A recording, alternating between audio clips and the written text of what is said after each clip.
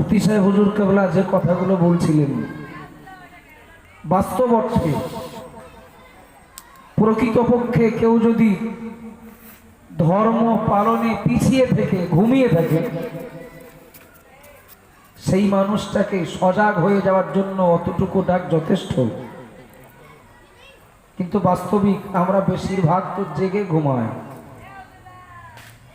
একটা মানুষকে জিজ্ঞাসা করেন দিন নামাজ পড়তে হয় জানেন না তাই বলেন না, রোজা রাখতে হয় কোনোদিন শোনেননি তাই রাখেন না, হজ যাকাত ফরজ হয়েছে তিনি জানেননি বা জানেন না তাই পালন করেন না। যে সমস্ত শরিয়ত বিরোধী কাজের সঙ্গে যুক্ত সেইগুলো যে শরিয়ত বিরোধী, কোরআন সুন্নাহ আল্লাহ তার নবী সাপোর্ট করে না, এ বিষয়টা তিনি জানেন না বলে তার সঙ্গে জড়িয়ে কারো বলার ক্ষমতা নেই, তার মানে তো জেগেই ঘুমাচ্ছেন।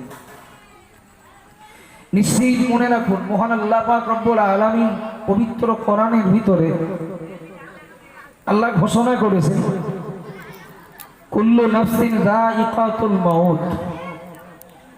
শুধু মানুষ নন, প্রত্যেকটি প্রাণীকে একদিন মৃত্যুর স্বাদ গ্রহণ করতেই হবে।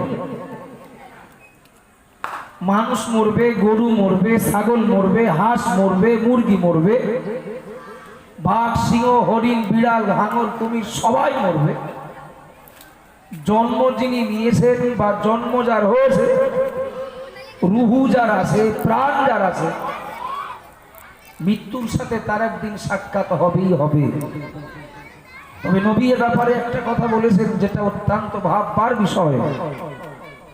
নবী বলেছেন মরণ সম্পর্কে আল্লাহ তোমাদের যতটা জ্ঞান দিয়েছেন তথা মরণ সম্পর্কে তোমরা যতটা জানো ওই পরিমাণ জ্ঞান যদি অন্য কোনো প্রাণী থাকতো, কোনো হৃষ্টপুষ্ট তর তাজা কোনো পশু তোমরা খেতে পারতে না। কি বোঝা যায়? প্রিয় নবীর হাদিস থেকে স্পষ্ট হয়ে গেল আমরাও মরবো, অন্য প্রাণীরাও মরবে, কিন্তু মরণ সম্পর্কে আমরা যা জানি অন্য প্রাণীরা তা বা ততটা জানে না। তবে এই মজলিসে আমরা যত মানুষ যে বয়সের মানুষই বসে আছি কারোর বলার ক্ষমতা আছে ক বছর বাঁচবেন? একটু কথা বলেন না বাপ। কারোর বলার ক্ষমতা আছে কোথায় মরবেন? কারো বলার ক্ষমতা আছে স্বাভাবিকভাবে মরবেন না কিছুদিন রোগে ভুগবেন? কারো বলার ক্ষমতা আছে বাড়িতে মরবেন না হসপিটালের বেডে? কারোর বলার ক্ষমতা নেই। কবে মরবো জানি না, কোথায় মরবো জানি না, কি অবস্থায় মরবো জানি না। কি জানি তাহলে আমরা শুধু এতটুকুই জানি একদিন মরবো, আর কিচ্ছু জানি না। প্রিয় নবী বলেছেন তোমরা যতটা জানো ওই পরিমাণ জ্ঞান যদি অন্য প্রাণী থাকতো তাহলে কোনো হৃষ্টপুষ্ট পশু তোমরা খেতে পারতে না। এর অর্থ হলো এটাই, আমরা মরবো জানি, বাকি প্রাণীরা মরবে ওরা জানে না। ঠিক না ভুল? দোকানদার পোল্ট্রি বিক্রি করছে, খাঁচার ভিতরে 20টা পোল্ট্রি রয়েছে, তার ভিতরে একটা একটা করে বার করতে করতে 19টা পোল্ট্রির গলায় ছুরি চালানো হয়েছে, জবাহ করা হয়ে গেছে। বাকি 20 নাম্বার পোল্ট্রির মুখের সামনে চোখের সামনে সে যদি দেখতে পায় এখনো ম্যাশ কিংবা তার প্রিয় খাবার রয়েছে, খাবে না শোক পালন করবে? মরিক যে রাত 3টে বাজে নাকি, রাত বেশি হলে একরকম বললে আর একরকম শোনা যায়। 20 নাম্বার পোল্ট্রির সামনে যদি তার প্রিয় খাদ্য থাকে ও খাবে। ও বলো জানে না এবার আমার পালা। মরণ সম্পর্কে আল্লাহ তার কোনো জ্ঞান দেননি।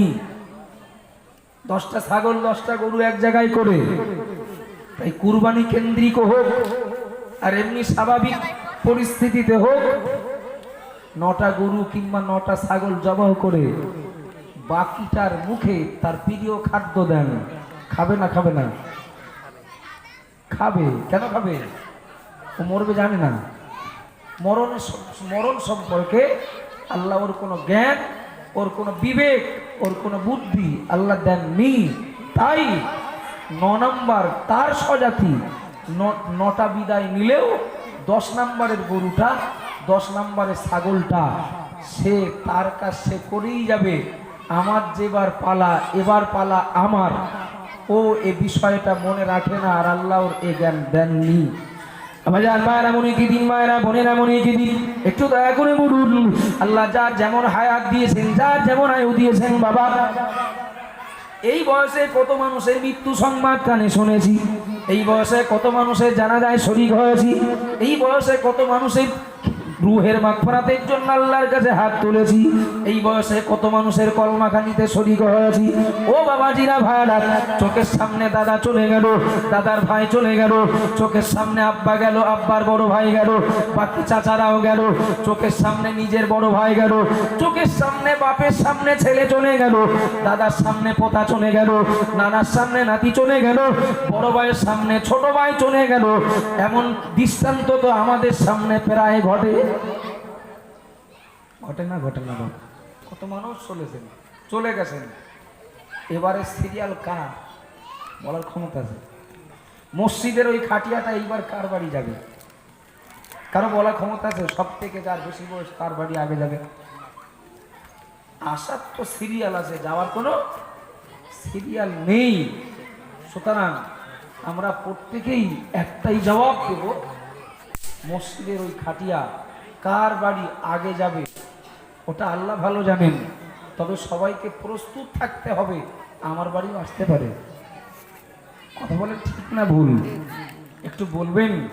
চোখের সামনে কত মানুষ চলে যায়, কত মানুষ বিদায় নেয়, স্বাভাবিকভাবে হোক, রোগে ভোগে হোক, বাড়ি হোক, হসপিটালে হোক, অ্যাক্সিডেন্টে হোক আর সুস্থভাবে হোক, কত মানুষ বিদায় নিচ্ছেন। বাকিরা দেখছেন না? দেখছেন না? বাকিরা আমরা দেখছি তো।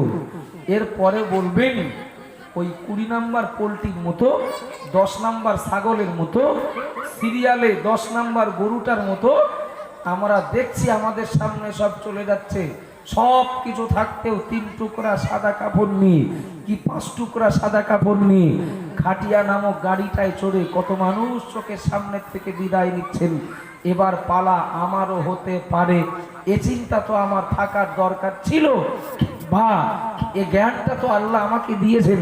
অথচ আপনি দেখুন 20 নম্বর পোলট্রিটার অবস্থা যেমন, 10 নম্বর ছাগলটার অবস্থা যেমন, 10 নম্বর গরুটার অবস্থা যেমন, আমরা চোখের সামনে কত মানুষকে বিদায় দেই, কিন্তু আমার পালাও যখন তখন আসবে। আমরা কিন্তু ওটাকে মনে রাখিনি। পোলট্রিটার মতো যা চরিত্র, স্বাভাবিক চরিত্র, খাওয়া কাজ খেয়েই যাচ্ছি, ওই ছাগলটার মতো গরুটার মতো প্রিয় খাদ্য সামনে পেয়েছি তো খেয়েই যাচ্ছি। যে মানুষটা নামাজ পড়েন না, না পড়েই আছেন, যে মানুষটা ধর্মহারা, তিনি ধর্ম থেকে দূরেই রয়েছেন, যে মানুষটা আল্লাহ ও তার নবীর নির্দেশ পালনে অলসতা করছিলেন তো অলসতা করেই যাচ্ছেন। ওই পোলট্রিটার সঙ্গে, ওই গরুটার সঙ্গে আর ওই ছাগলটার সঙ্গে পার্থক্যটা থাকলো কোন জায়গায় বাপ? আমার কথা কি বুঝতে অসুবিধা হচ্ছে নাকি? পার্থক্যটা থাকলো কোথায়? আল্লাহ তো বাকিদের জ্ঞান না দিলেও মানুষকে তো আল্লাহ জ্ঞানটা দিয়েছেন। তুমি যে ধর্মের হও, তুমি যে বর্ণের হও, তুমি যে কোয়ালিটির হও, মৃত্যু বলো তোমার একদিন হবে। এই জ্ঞান আল্লাহ যখন মানুষকে দিয়েছেন, জীবজন্তু, জীব জানোয়ার, চতুষ্পদ কোন পশুর জীবনযাপনের সঙ্গে, তাদের চিন্তা ভাবনার সঙ্গে, শ্রেষ্ঠ সৃষ্টি আশরাফুল মখলুকাত, এ মানুষের চিন্তা ভাবনা, এ মানুষের জীবন যাপন কখনো এক হওয়া উচিত নয়। কথা বলেন ঠিক না ভুল? ভাইজান মায়েরা মনে কি দিন, মায়েরা বোনেরা মনে কি দিন। 1 নম্বরে বলেছি, কোন প্রাণী, কোন জীব জানোয়ারের জীবন যাপনের সঙ্গে মানুষের জীবন যাপন এক হওয়া কথা নয়। কারণ তারা মরবে ওরা জানে না, আমরা মরবো আমরা জানি। আল্লাহ তো আমাদেরকে জ্ঞান, একান্ত জ্ঞান দিয়েছেন বাবা, আল্লাহ আমাদেরকে বুঝ দিয়েছেন। অপরদিকে মনে রেখে দিন, তাম দুনিয়ার মাটিতে হিন্দু হন, খ্রিস্টান হন, বৌদ্ধ হন, মুসলমান হন, চৈতন্য ইহুদি হন, আর যিনি যে বিশ্বাসের মানুষ হন না কেন, যে ধর্মের মানুষ হন না কেন, ও বাবাজিরা ভাইরা, সবাই বিশ্বাস বিশ্বাস করেন একদিন মরবো, কিন্তু একটা জায়গায়, একটা মারাত্মক জায়গায় মত পার্থক্য রয়েছে বাবা। ইমানদার মুসলমান বাদে বাকি যত ধর্মাবলম্বী মানুষ রয়েছেন তারা সবাই বিশ্বাস করেন মরণের পরে গল্প সব শেষ, মরণের পরে আর কিছুই নেই। কেবলমাত্র ইসলামের বাউন্ডারির ভিতরে যারা ইসলাম নামীয় এ পরিবারভুক্ত যারা তথা ইমানদার মুসলমান যারা, তারাই কেবল বিশ্বাস করেন মরবো তো একদিন, আর মরণের পরে আসল কালটায় বাকি। ঠিক বলছি না ভুল বলছি? তাহলে কেউ বিশ্বাস করেন মরণের পরে কিছুই নেই, আবার কেউ বিশ্বাস করেন মরণের পরে আসল কালটা বাকি। ও বাবা জিরা ভাড়া, এই দুই বিশ্বাসের মানুষের জীবনযাপন কখনো কি এক হওয়া উচিত নাকি? কখনো কি এক হওয়া উচিত বাপ? নিশ্চিত জানবেন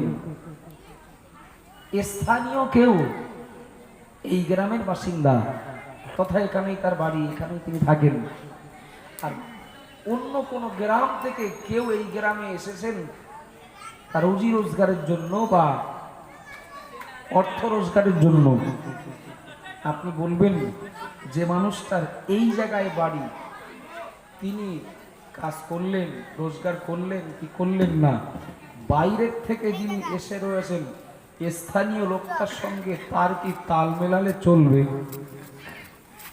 একটু কথা বলেন না, তার তাল মেলালে চলবে না কেন? না, ওর বাড়ি তো এখানে, ও খাক না খাক, আয় রোজগার করুক না করুক, ও তো এখানেই থাকবে। কিন্তু আমি তো বাইরের গ্রাম থেকে এই গ্রামে এসেছি কিছু রোজগার করে নিয়ে যাওয়ার জন্য, সুতরাং এ যা করবে আমিও যদি তাই করি, এ বসে থাকলো আমিও যদি থাকি, তাহলে আমার অন্য গ্রাম থেকে এই গ্রামে আসার উদ্দেশ্য তো বৃথা হবে, ব্যর্থ হবে। বাড়িতে যারা আছে তারা তো অপেক্ষায় আছে কিছুদিন পরে বাড়ি ফিরবে, কিছু আয় রোজগার করে তবে আমাদের জন্য নিয়ে আসবে।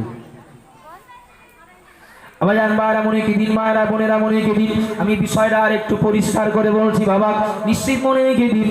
একটা বাজারে আপনি দেখতে পাবেন, স্বরূপনগর বাজার হোক, দেগঙ্গা হোক, আর মাটিয়া বাজার হোক, বসিরহাট হোক বাবা, একটা বাজারে অনেক দোকান থাকে, অনেক দোকানদার থাকে, একটা দোকানে বহু রকম মাল থাকে।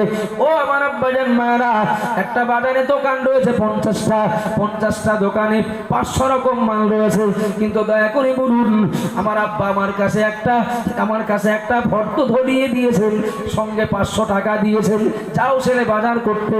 ওই ফর্দে মাত্র 20 নাম্বার সিরিয়াল পর্যন্ত মালের নাম লেখা আছে, তথা 20 রকম মাল কেনার জন্য আমার আব্বা আমাকে ওই বাজারে পাঠালেন, কিন্তু বাজারে দোকান আছে 50টা, মাল আছে 500 রকম। একটু দয়া করে বলুন আমি বাজারে গিয়ে কে কি কিনছে, কে কি করছে, কে কি বলছে, কে কোথায় আছে ওই দেখে বেড়াবো, না আমার কাছে যে ফর্দ রয়েছে বাবা ওই ফর্দ অনুযায়ী বাজার করব? বাজারে কেউ তাস খেলছে, কেউ খবরের কাগজ পড়ছে, কেউ চা খাচ্ছে, কেউ গল্প করছে, কেউ ওদিকে মারপিট করছে, বিভিন্ন জন বিভিন্ন পরিবেশে তারা ব্যস্ত। আমিও গেলাম সেই জায়গায়, আমি কাদের দলে যোগ দেব? আপনাদের কি অসুবিধা হচ্ছে নাকি? আমি কাদের দলে যোগ দেব? না, বাজারে যতটা লোক আছে কারোর সঙ্গে আমার তুলনা এই জন্য হবে না, তারা কি জন্য বাজারে এসেছেন তারা ভালো জানেন, কিন্তু আমি এসেছি কেন ওটা তো আমি ভালো জানি। আমার পকেটে আছে ফর্দ, আছে সঙ্গে 500 টাকা, 1 ঘন্টা পরে বাড়ি যেতে হবে, গার্জিয়ান আমার জন্য অপেক্ষা করছে। সুতরাং বাজারে কে কি করলো, কে কি দেখলো, কে কি ভাবলো, কে কোথায় থাকলো, ওটা আমার দেখলে চলবে না বাপ। যখন বাড়ি ফিরে যাব চাহিদা মতো ফর্দ অনুযায়ী বাজার করে যখন না নিয়ে যেতে পারবো, বাড়ি গেলে আমাকে তো তিরস্কার পাওনা হবে। কথা বলেন ঠিক না ভুল? আল্লাহর কি একান্ত দয়া? আসমানের মালিক আল্লাহ, জমিনের মালিক আল্লাহ, তামাম কুল কায়নাতের মালিক আল্লাহ, শ্রেষ্ঠ সৃষ্টি। এই মানুষের বসবাসের জন্য উপযোগী বানাতে আল্লাহ তামাম দুনিয়ার জমিনটা বিছানা বানিয়ে দিলেন। একটু জোরে বলেন না সুবহানাল্লাহ, আর একটু খুশি হয়ে বলেন না সুবহানাল্লাহ। তামাম দুনিয়ার জমিনটা আল্লাহ বিছানা বানালেন, সূর্যের আলো দিলেন, চন্দ্রের আলো দিলেন, আলো বাতাস হাওয়া কার্বন ডাই অক্সাইড অক্সিজেন দিলেন। আল্লাহর নেয়ামতের অসংখ্য পরিষেবা আল্লাহ দিয়ে যাচ্ছেন। আল্লাহ ওয়ালা আল্লাহ ভোলা উভয় শ্রেণীর মানুষদেরকে আল্লাহর সৃষ্টি এই পৃথিবীতে আল্লাহ সবাইকে জায়গা দিয়েছেন। আল্লাহর নেয়ামতের পরিষেবা আল্লাহ সবাইকে দিচ্ছেন, কিন্তু তার হুকুম পালনের ব্যাপারে আল্লাহ কারোর প্রতি জোর জুলুম করেন না। কথা বলেন ঠিক না ভুল? তার হুকুম পালনের ব্যাপারে আল্লাহ কারোর প্রতি পেশার সৃষ্টি করেন না। আল্লাহ নবীকেও বলেছেন ফাযাক্কির ইন্নামা আনতা মুযাক্কির লাস্তা আলাইহিম বিমুসাইতির। ওগো নবী, আমি আল্লাহ আপনাকে দুনিয়াতে পাঠিয়েছি কেবলমাত্র একজন উপদেশক বানিয়ে, উপদেশ দানকারী বানিয়ে। আপনি উপদেশ দেন, আপনি উপদেশ দেন ভালো মন্দ তাদের সামনে তুলে ধরুন। কে মানবে আর কে মানবে না ওটা তাদের নিজস্ব ব্যাপার। আপনার দেওয়া উপদেশ ওরা গ্রহণ করবে না, আপনি তাদেরকে গ্রহণ করতে বা পালন করতে বাধ্য করবেন। আমি আল্লাহ আপনাকে কিন্তু দারোগা করে পাঠাইনি। সুতরাং মনে রাখতে হবে, এই পৃথিবীতে বিভিন্ন শ্রেণীর, বিভিন্ন ধর্মের, বিভিন্ন বিশ্বাসের মানুষের বসবাস। তার ভিতরেই আমরাও তথা ইমানদার মুসলমান যারা আমরাও আছি। এই দুনিয়াটাকে একটা বাজার ধরে নিতে পারি। বহু দোকান, বহু দোকানদার, বহু মাল এখানে পাওয়া যাবে। কথা ঠিক না ভুল? আবার জানবার এমন একটি দিন, মায়েরা বোনেরা, এমন একটি দিন মহান আল্লাহ পাক রব্বুল আলামিন তো ভালোই জানেন আমি আমার বান্দা বান্দীদিগকে যে দুনিয়া নামক বাজারে পাঠাচ্ছি, ওই দুনিয়া নামক বাজারে বহু রকম দোকান থাকবে, বহু রকম দোকানদার থাকবে, বহু রকম মাল পাওয়া যাবে। আমার বান্দা বান্দি যারা, তারা যেন ভুল করে না ফেলে, তারা যেন সময়টাকে অপচয় না করে, তারা যেন উপার্জিত অর্থগুলো ফাও খরচ যাতে না করে। এই জন্য মহান আল্লাহ পাক রব্বুল আলামিন আলামে আরওয়া থেকে আলামে দুনিয়া আমাদেরকে পাঠিয়ে দিলেন। বাবা, এই দুনিয়া নামক বাজারে আমরা কি নেব কি নেব না, এই দুনিয়া নামক বাজারে আমরা কোনগুলো নেওয়ার জন্য এসেছি, মহান আল্লাহ পাক রব্বুল আলামিন আমাদের প্রতি দয়া করো, আল্লাহ আমাদের প্রতি অনুগ্রহ করো। মহান আল্লাহ পাক রব্বুল আলামিন আমাদের জন্য পবিত্র কোরআনটাকে ফরজ বানিয়ে দিলেন। একটু জোরে বলুন সুবহানাল্লাহ, আরো জোরে বলুন সুবহানাল্লাহ। ও আমার বান্দা, তুমি যেখানে যাচ্ছ ওই বাজারে অনেককেই পাবে, অনেক কাজে লিপ্ত থাকবে। ওই বাজারে তুমি অনেক দোকান পাবে, অনেক মাল সেখানে পাওয়া যাবে, অনেক দোকানদারকে বিক্রয় করতেও দেখা যাবে। ও আমার বান্দা, ওকে আমার বান্দি, কিন্তু না না না, সব দোকান তোমার নয়, সব মাল তোমার নয়। তুমি কি নেবে কি নেবে না, আমি আল্লাহ তোমার জন্য কোরআনটাকে ফরজ বানিয়ে দিয়েছি। একটু জোরে বলুন সুবহানাল্লাহ। পবিত্র কোরআনটা আমাদের জন্য ফরজ। আপনি এবার একটু বলবেন, বাপ বাজারে গেলাম, প্রথমেই দেখি মোজাহিক করা বিরাট চিকচাক ঝিকঝাক একটা দোকান, দেখলেই দৃষ্টিটা সেই দিকে চলে যায়। কিন্তু আমার ফর্দে নেওয়ার কথা বলা আছে, 2 কেজি আলু নিতে হবে, 1 কেজি ডাল নিতে হবে, 1 কেজি মাছ নিতে হবে, 1 কেজি গোশ নিতে হবে, ইত্যাদি ইত্যাদি। দোকান পছন্দ হলেই ঢুকবো না, আমার ফর্দে যে মালটা নেওয়ার কথা বলা আছে সেই মালটা যে দোকানে পাওয়া যাবে সেই দোকানে ঢুকবো? একটু কথা বলবেন। আমার ফর্দে যে মালগুলো নেওয়ার কথা বলা আছে সেই মালগুলো যে দোকানে পাওয়া যাবে সেই দোকানটা আমার, আমি সেই দোকানের খরিদ্দার। আমার ফর্দে যে মাল লেখা নেই সেই দোকান যত ভালো হোক, সেই দোকানে মাল যত দামি হোক, সেই দোকানদারের কোয়ালিটি যত উন্নত হোক, সে দোকান আমার নয় আর আমি সে দোকানের খরিদ্দার নই। এটা আমরা বুঝি কি বুঝি না? একটু কথা বলেন না বাপ। কোরআনটাকে আল্লাহ ফরজ বানালেন, এই কোরআন নামীয় ফরজ। আপনি বলবেন আমাদেরকে কি বলেনি নামাজ নামীয় মালদা নিয়ম? বুঝতে না পারলে আমাকে বলবেন, আমি বিরাট পণ্ডিত না, আমার ভুল হতেও পারে। কোরআন নামীয় ফরজে যিনি আমাকে দুনিয়া নামক বাজারে পাঠিয়েছেন তিনি নামাজ নামীয় এ মূল্যবান জিনিস নিতে বলেছেন। রোজা নামিও এ মূল্যবান জিনিসটা নিতে বলেছেন। টাকাই যদি কোলায় হজ জাকাত নামিও এ মূল্যবান জিনিসটা আল্লাহ নিয়ে যেতে বলেছে। বাপ মায়ের খেদমত, বড়দের প্রতি শ্রদ্ধা, ছোটদের প্রতি স্নেহ ইত্যাদি ইত্যাদি এ মূল্যবান মালগুলো নিয়ে যেতে আল্লাহ বলেছেন। কোরআন নামীয় ফরদের দ্বারা আল্লাহ আমাদেরকে জানিয়েছেন। বাবু একটু বলবেন, এ বাজারে গান বাজনার দোকানও তো থাকবে, এ বাজারে সুদের দোকানও তো থাকবে, এ বাজারে ঘুষের দোকানও তো থাকবে, এ বাজারে বেপর্দা বেহায়াপনার দোকানও তো থাকবে। বাবু নিশ্চিত দুনিয়ার বাজারটা যখন করতে যায় ফর্দ দেখি আর কিনি, আর পারলৌকিক জীবনের বাজারটা করার সময় ফর্দ পকেটে রেখে ইচ্ছা মতো বাজার করি। কথা বলেন ঠিক না ভুল? মন যেটা চাই সেটাই করি, মন যেটা চাই সেটাই নেই, মন যেটা চায় যেখানে চায় সেখানে চলে যায়। ফর্দ কি বলছে, ফর্দে কি লেখা আছে, আমরা ওদিকে ভ্রুক্ষেপ না করে বলা যায় ইচ্ছা মতো চলি। আর ঠিক জীবনটা যেই শেষ হব হব ভাব, দুনিয়ার সরকার যেই বাদ দেয়, দুনিয়ার কোম্পানি যেই বাদ দেয়, দুনিয়ার কর্মসংস্থান যখন বাদ দেয়, দুনিয়ার কেউ যখন আমাকে আর গুরুত্ব দেয় না, তখন বলি এইবার একটু মসজিদের দিকে না গেলে মনে আর হলো না। কথা বলেন ঠিক না ভুল?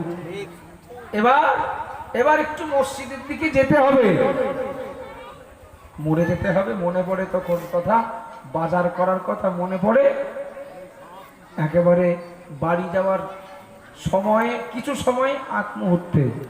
কথা বলেন ঠিক না ভুল বাপ?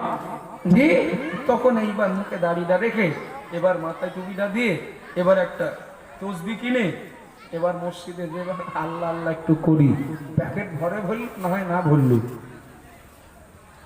আবার জান মায়েরা মনে কি দিন, মায়েরা বোনেরা মনে কি দিন, ভুল বুঝবেন না, বেয়াদবি নেবেন না। ধারাবাহিক কথাগুলো বলার চেষ্টা করছি।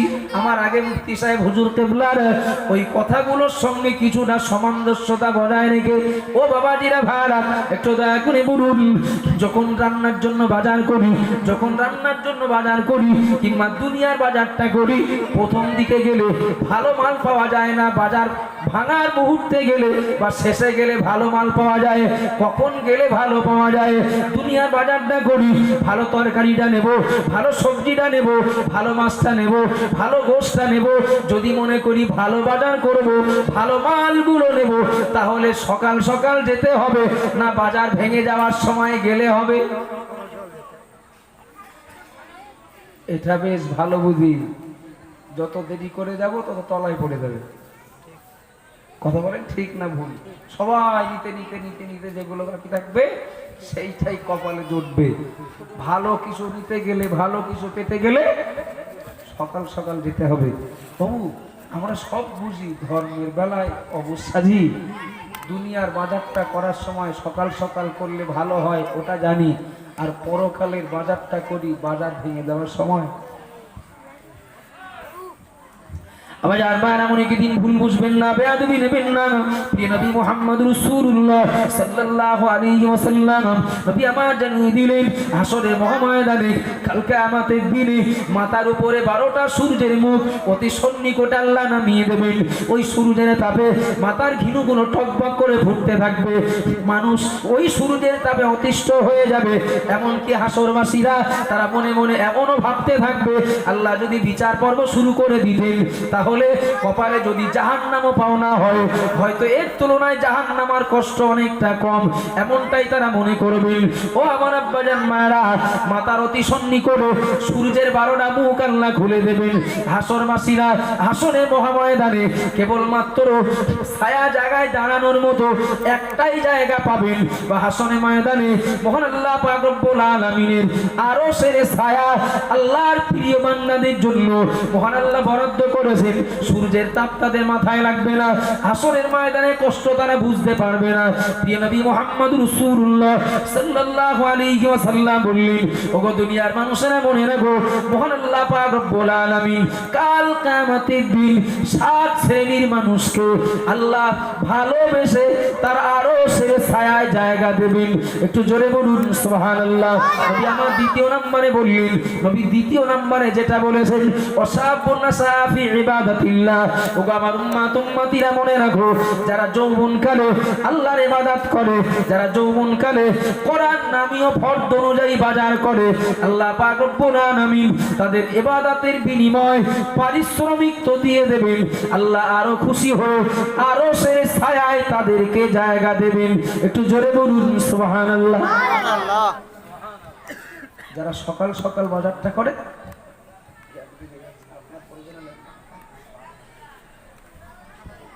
যে সকাল সকাল বাজার করলে ভালো কিছু পাওয়া যাবে, যত দেরি হবে তত তলায় পড়ে যাবে, এটা স্বাভাবিক।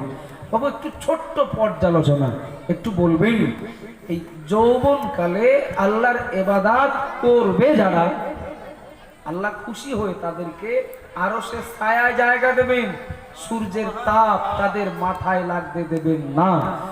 যৌবনকালে আল্লাহর ইবাদত করা বেশি কষ্ট না বৃদ্ধ বয়সে আল্লাহর ইবাদত করা বেশি কষ্ট? বাপ, বৃদ্ধ বয়সে না, মানুষ যত বুড়ো হন তথা বৃদ্ধ হন, বৃদ্ধা হন, ততই দেখবেন কামার বুড়ো হলে ল শক্ত হয়। এটা যদিও প্রবাদ, কিন্তু ল শক্ত হয় না, যেমন ছিল তেমনই থাকে। গায়ে বল কমে গেলে বেশি শক্ত মনে হয়, কথা বল ঠিক না? তো মানুষ যখন বৃদ্ধা হন, গায়ের বল কমে যায়, দৃষ্টি শক্তি কমে যায়, স্মৃতি শক্তি কমে যায়। সার্বিকভাবে যখন তিনি দুর্বল হয়ে পড়েন, তার কাছে তখন সহজ কাজটাও কঠিন বলে মনে হয়। বৃদ্ধ মানুষটা নামাজ পড়বেন, রুকুতে যাবেন, সেজদায় যাবেন, বৈঠকে বসবেন, নিশ্চিত হাঁটুর ব্যথা, মাজার ব্যথা, কোমরের ব্যথা, নানান রকম সমস্যা তাকে অ্যাটাক করে। বলতে গেলে বলতে হয়, যৌবনকালের তুলনায় বৃদ্ধ বয়সে আল্লাহর ইবাদত করা শারীরিক দিক থেকে বেশি কষ্ট। কথা ঠিক না ভুল? তাহলে কি বলবেন, নবী বলেছেন যৌবনকালে যারা আল্লাহর ইবাদত করবে, আল্লাহ তাদেরকে আরশের ছায়ায় জায়গা দেবেন। নাউজুবিল্লাহ, নবীর এই সিদ্ধান্তটা কি উল্টো হয়ে গেল? বৃদ্ধ বয়সের ক্ষেত্রে হলে ভালো হতো না? ঠিক হতো মনে হয়, যুক্তিযুক্ত হতো বলে মনে হচ্ছে তো। কিন্তু জানবেন বাপ, নৌকা স্রোত যেদিকে যায় সেই দিকে যদি নৌকা নিয়ে যাওয়া হয়, ও মেশিন স্টার্ট না দিলেও চলবে বা যাবে। কথা বলেন ঠিক না ভুল? কিন্তু স্রোত যেদিকে যাচ্ছে তার উল্টো দিকে যদি নৌকা যায়, নিয়ে যাওয়া হয়, এমনি তো যাবেই না, মেশিন স্টার্ট দিলে যাবে, স্লো যাবে, তাও কষ্ট করে যাবে।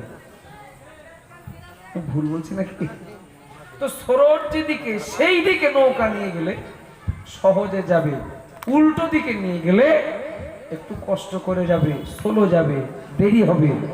বাবা একটু সত্য করে বলবেন, যত রকম পাপ আছে, এই যাবতীয় পাপের স্রোতের সঙ্গে যৌবনকালের সম্পর্ক নয়। আমার কথা বুঝতে পারি না? যত রকম পাপ আছে, এই যাবতীয় পাপের সঙ্গে তথা অধিকাংশ পাপের সঙ্গে যৌবনকালের সম্পর্ক না।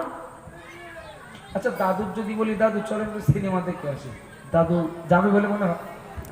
দাদু চলেন একটু গান শুনে আসি, দাদু চলেন একটু ফিস্টি করে আসি, দাদু চলেন একটু তাস খেলে আসি।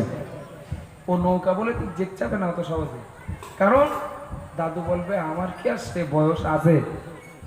তথা দাদুর এক্ষুনি শারীরিক যা কন্ডিশন, ও দাদুর নৌকা তো মসজিদের দিকেই যাবে, এটা তো স্বাভাবিক। কথা বলেন ঠিক না ভুল? বয়স যখন বেশি হয়েছে, বৃদ্ধ হয়েছে, এমনি তার মরণের চিন্তা সবসময় মনে আসবে বা মনে হবে।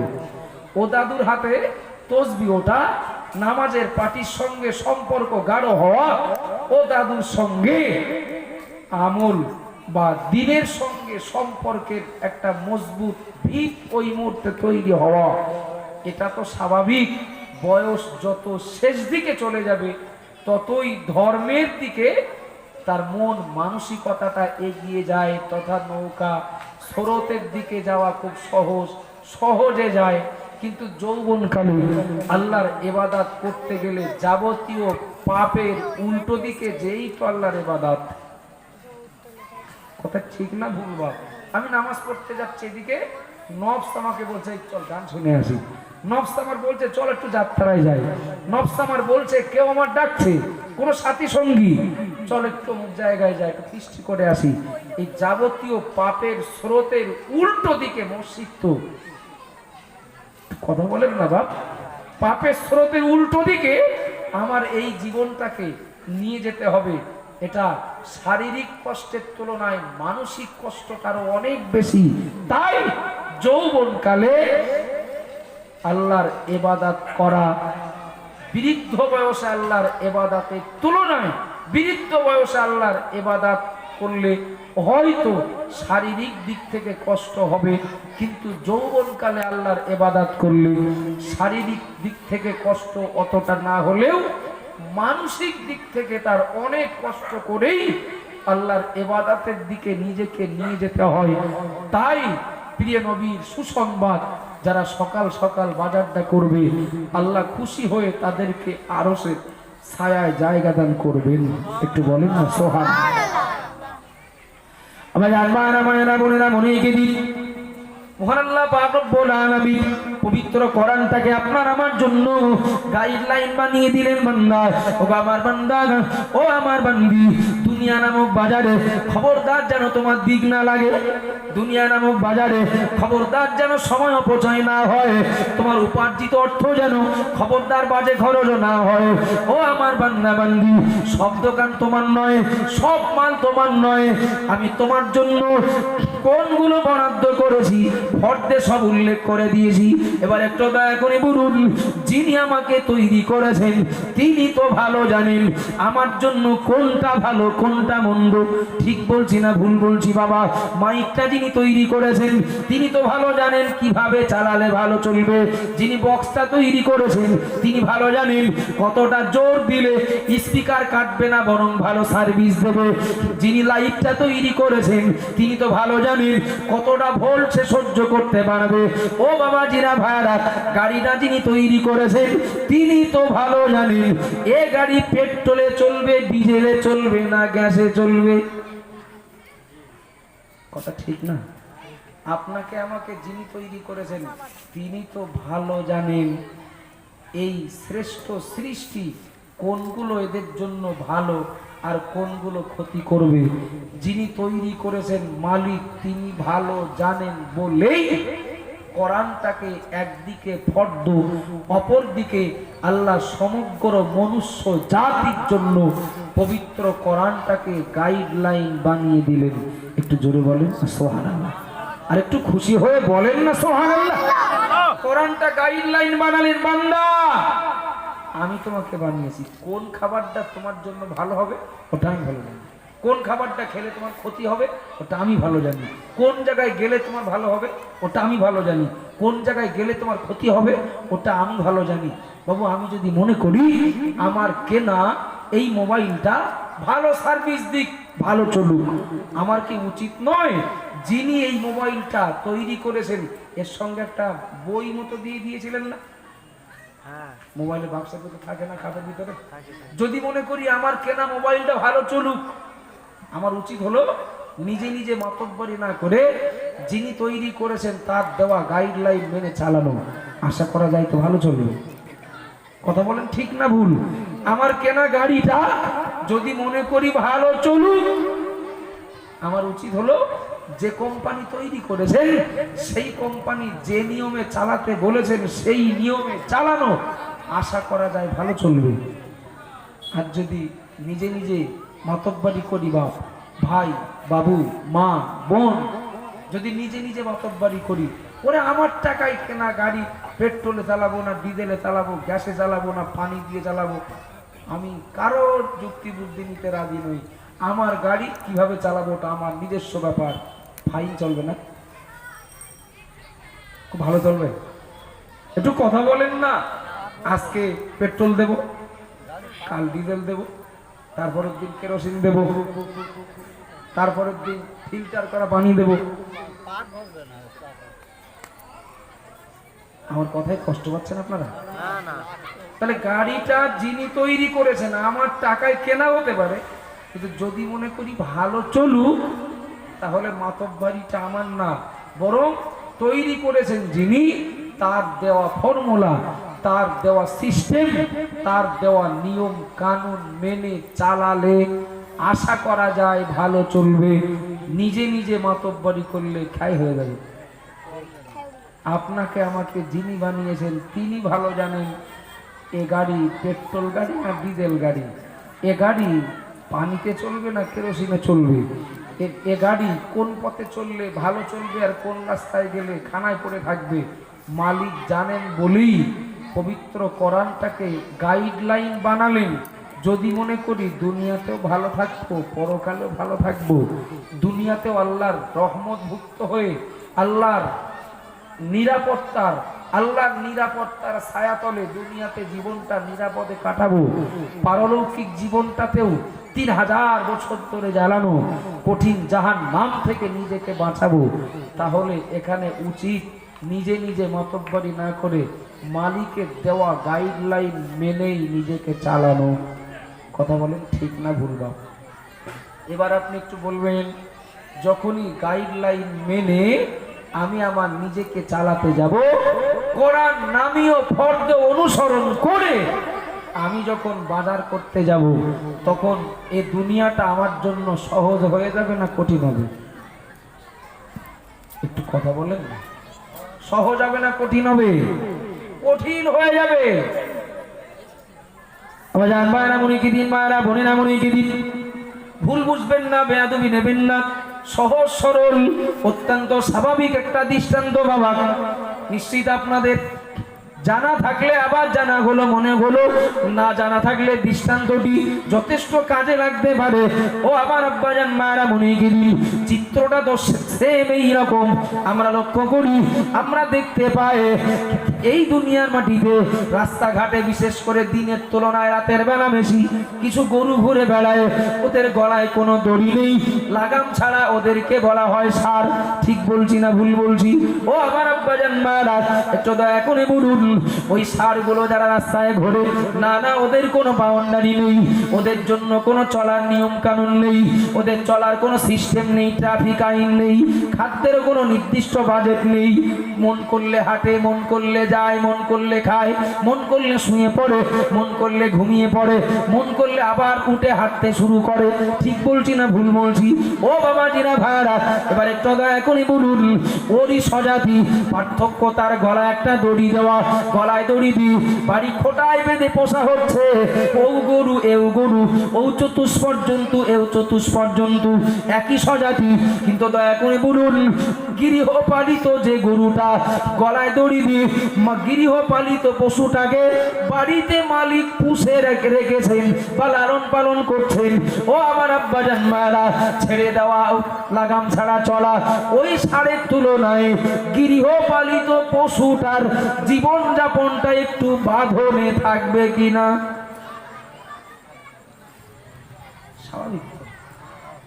গলায় দড়ি নেই, ইচ্ছা মতো চলবে, ফিরবে, খাবে, ঘুরবে, কিন্তু আসে যা তার দৌড় কত দূর, দড়ি যতটা লম্বা, কথা বলেন না, দড়ি যতটা লম্বা দৌড় হলো ততটা, তার বেশি যতই উচ্ছ্বাস করুক, যতই মানসিক দিক থেকে কষ্ট পাক, কিচ্ছু করার নেই, এর বেশি তার যাওয়ার ক্ষমতা নেই। বাবা আপনি বলুন, প্রিয় নবী মুহাম্মদ রাসূলুল্লাহ সাল্লাল্লাহু আলাইহি ওয়াসাল্লাম নবী তো বলেই দিয়েছেন, আর দুনিয়া ও সিজনুন লিল মুমিনিন ওয়া জান্নাতুল লিল কাফিরিন, ঈমানদারদের জন্য দুনিয়াটা হলো একটা জেলখানা, আর কাফের বেঈমানদের জন্য এই দুনিয়াটা হলো জান্নাত। একই জায়গা ইমানদারের জন্য জেলখানা, কাফের বেঈমানের জন্য জান্নাত। জান্নাত আর জেলখানা আসমান জমিন পার্থক্য নয়? একটু কথা বলেন না। জান্নাত এবং জেলখানা আসমান জমিন পার্থক্য। ও আমার উম্মাত উম্মাতিরা, কাফের বেঈমানদের জন্য দুনিয়াটা জান্নাত, ওরা কিন্তু ইচ্ছা মতো ঘুরবে, ইচ্ছা মতো যাবে, খাবে, নেবে, দেখবে, পড়বে, বলবে। কিন্তু ইমানদারের জন্য কিন্তু জেলখানা, দড়ি দিয়ে খানিকটা বেঁধে রাখা মতো, তাদের লাগাম ছাড়া জীবন যাপনের সেই সুযোগটা কিন্তু নেই। বাবু আপনি বলুন, যদি বিশ্বাস করি ইমানের দড়ি ওর না থাকলেও আমার আছে, ওদের না থাকলেও আমাদের আছে, সুতরাং তাদের জীবনযাপন লাগাম ছাড়া হলেও আমাদের জীবনযাপন নির্দিষ্ট একটা বাউন্ডারির ভিতরে থাকাটা স্বাভাবিক কিনা? আমি কি অন্যায় দাবি করছি বাপ? চাপিয়ে দিচ্ছি? অথচ আপনি দেখুন, গৃহপালিত গরুটা আর ছেড়ে দেওয়া তথা রাস্তায় চলা ওই ষাটটার জীবনযাপনে আসমান জমিন পার্থক্য হলেও ইমানদার আর বেঈমানের জীবনযাপন এক হয়ে যাচ্ছে। কথা ঠিক না ভুল বাপ? ভুল বুঝবেন না, বেয়াদবি নেবেন না। আমি কোনো বাজে সেন্স নিয়ে বলছি না বাপ। সামনে আসছে পুজো, পুজো আসুক, মেলা আসুক, যা পারে হোক, পুজোয় যদি 10টা লোক যায়, মেলায় যদি 10টা লোক যায়, গান বাজনা যাত্রা থিয়েটারে যদি 10টা লোক যায়, একজনও মুসলমান থেকে বলে মনে হয়?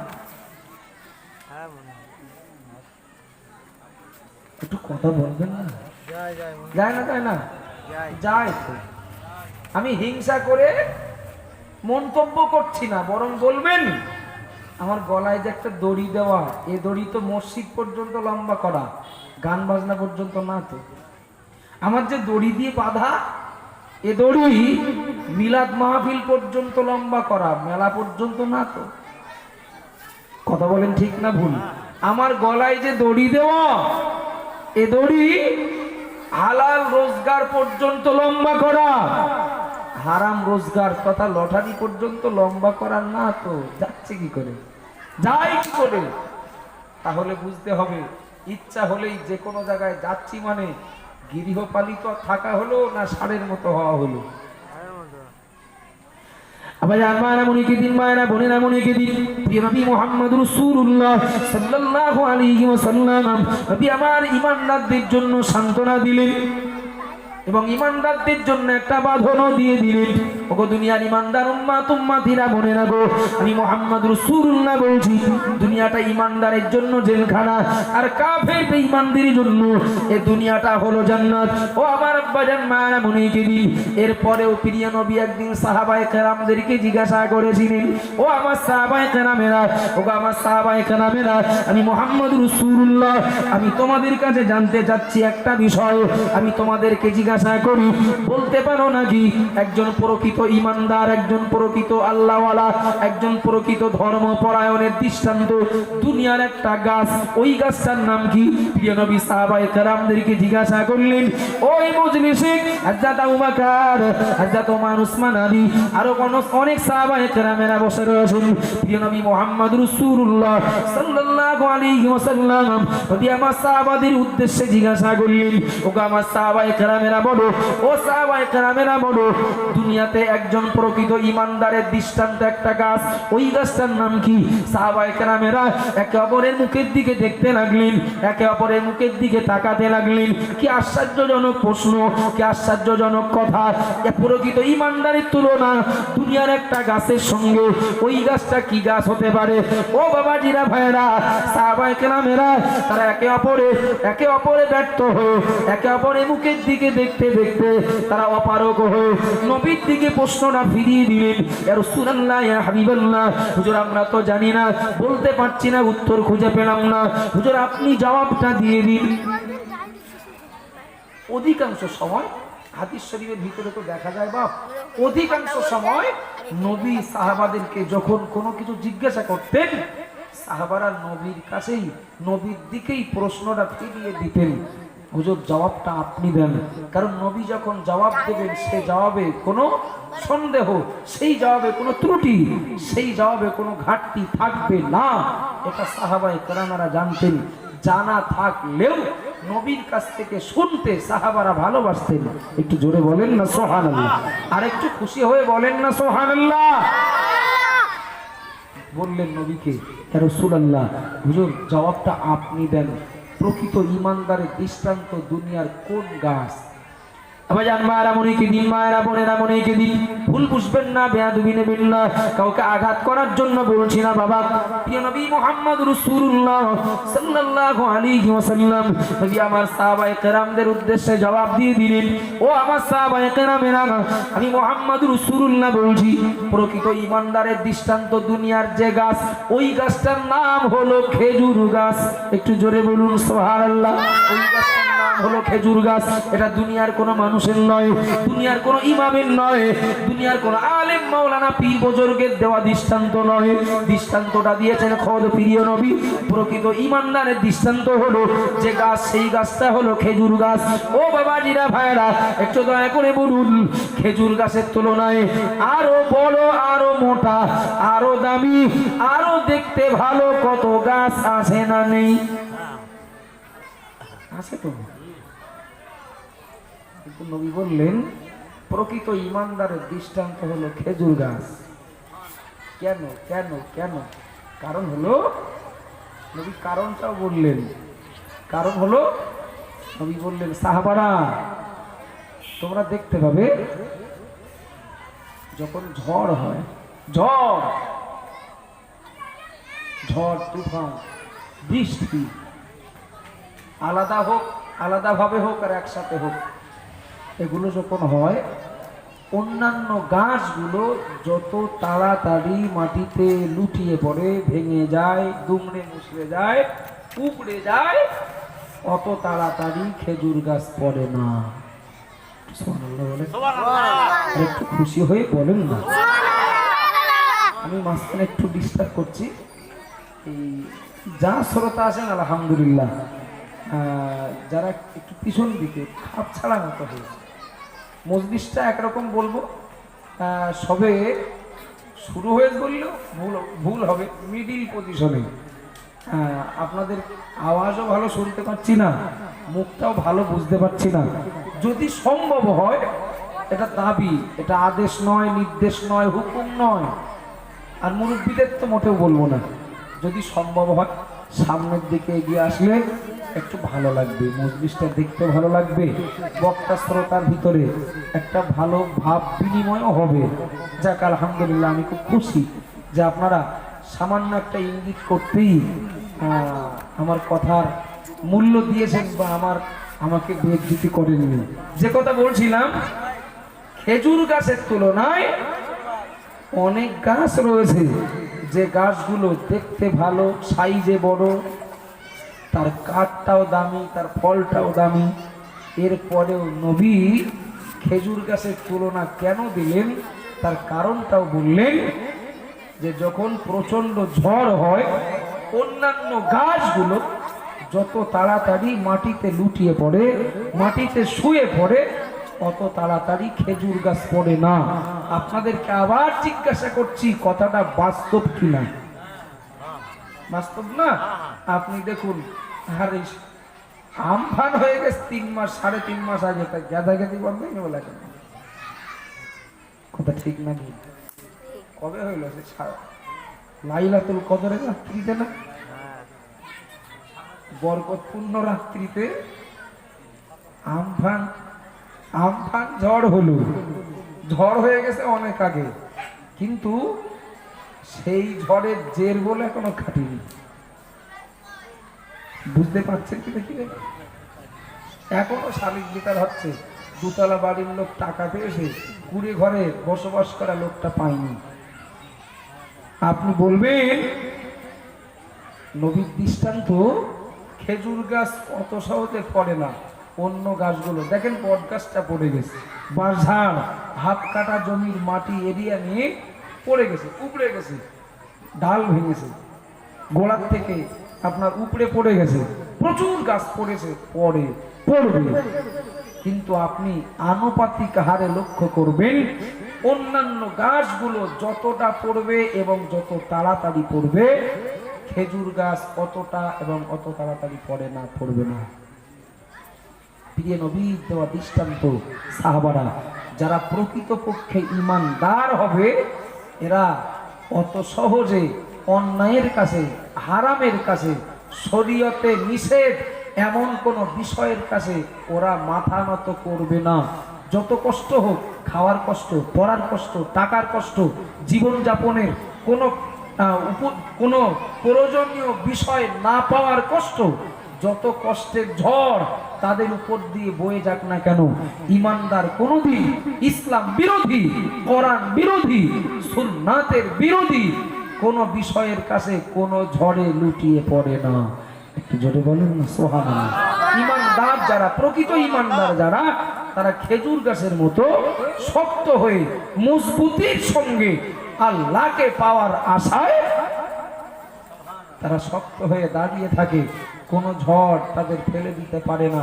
বাস্তব অর্থে আপনি দেখুন, সমাজের মাটিতে আপনি দেখতে পাবেন দৈনিক 200 টাকা রোজগার করেন এ লোকটা, যতটা না হারামের কাছে, অন্যায়ের কাছে লুটিয়েছেন, 2000 টাকা রোজগার করা লোকটা তার থেকে অনেক আগে শুয়ে পড়েছেন। কথা ঠিক না ভুল? 200 টাকা রোজগার করেন যে লোকটা, এ লোকটার দ্বারায় খোদাদ্রোহী কাজ যতটা না হয়, গ্রামে অনেক ধনী লোক তিনি, লোকটার দ্বারায় অনেক বেশি খোদাদ্রোহী কাজ হয়।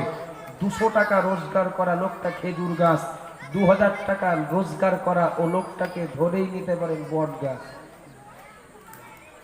আমার কথা বোঝা যাচ্ছে বাপ?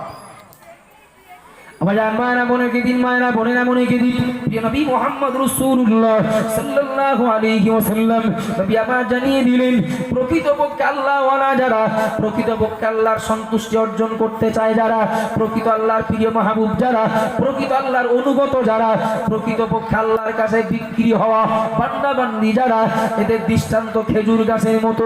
হতে পারেন কোন নবী, কোন রাসূল, হতে পারেন সাহাবা, তাবেঈন, তাবা তাবেঈন, ইমাম মুস্তাহিদ, ফিরানে তরিকা, গানে দিন, আপামর জনসাধারণ যিনি হন না কেন, আল্লাহওয়ালা মানুষ কোনদিন কোনো ঝড়ের ভয় পায় না, কোনো ঝড়ে কোনো ভয়ে ভীত সন্ত্রস্ত হয়ে কোনোদিন নীতির জায়গা থেকে সরে যায় না, শরীয়তের বাউন্ডারি থেকে বেরিয়ে যায় না।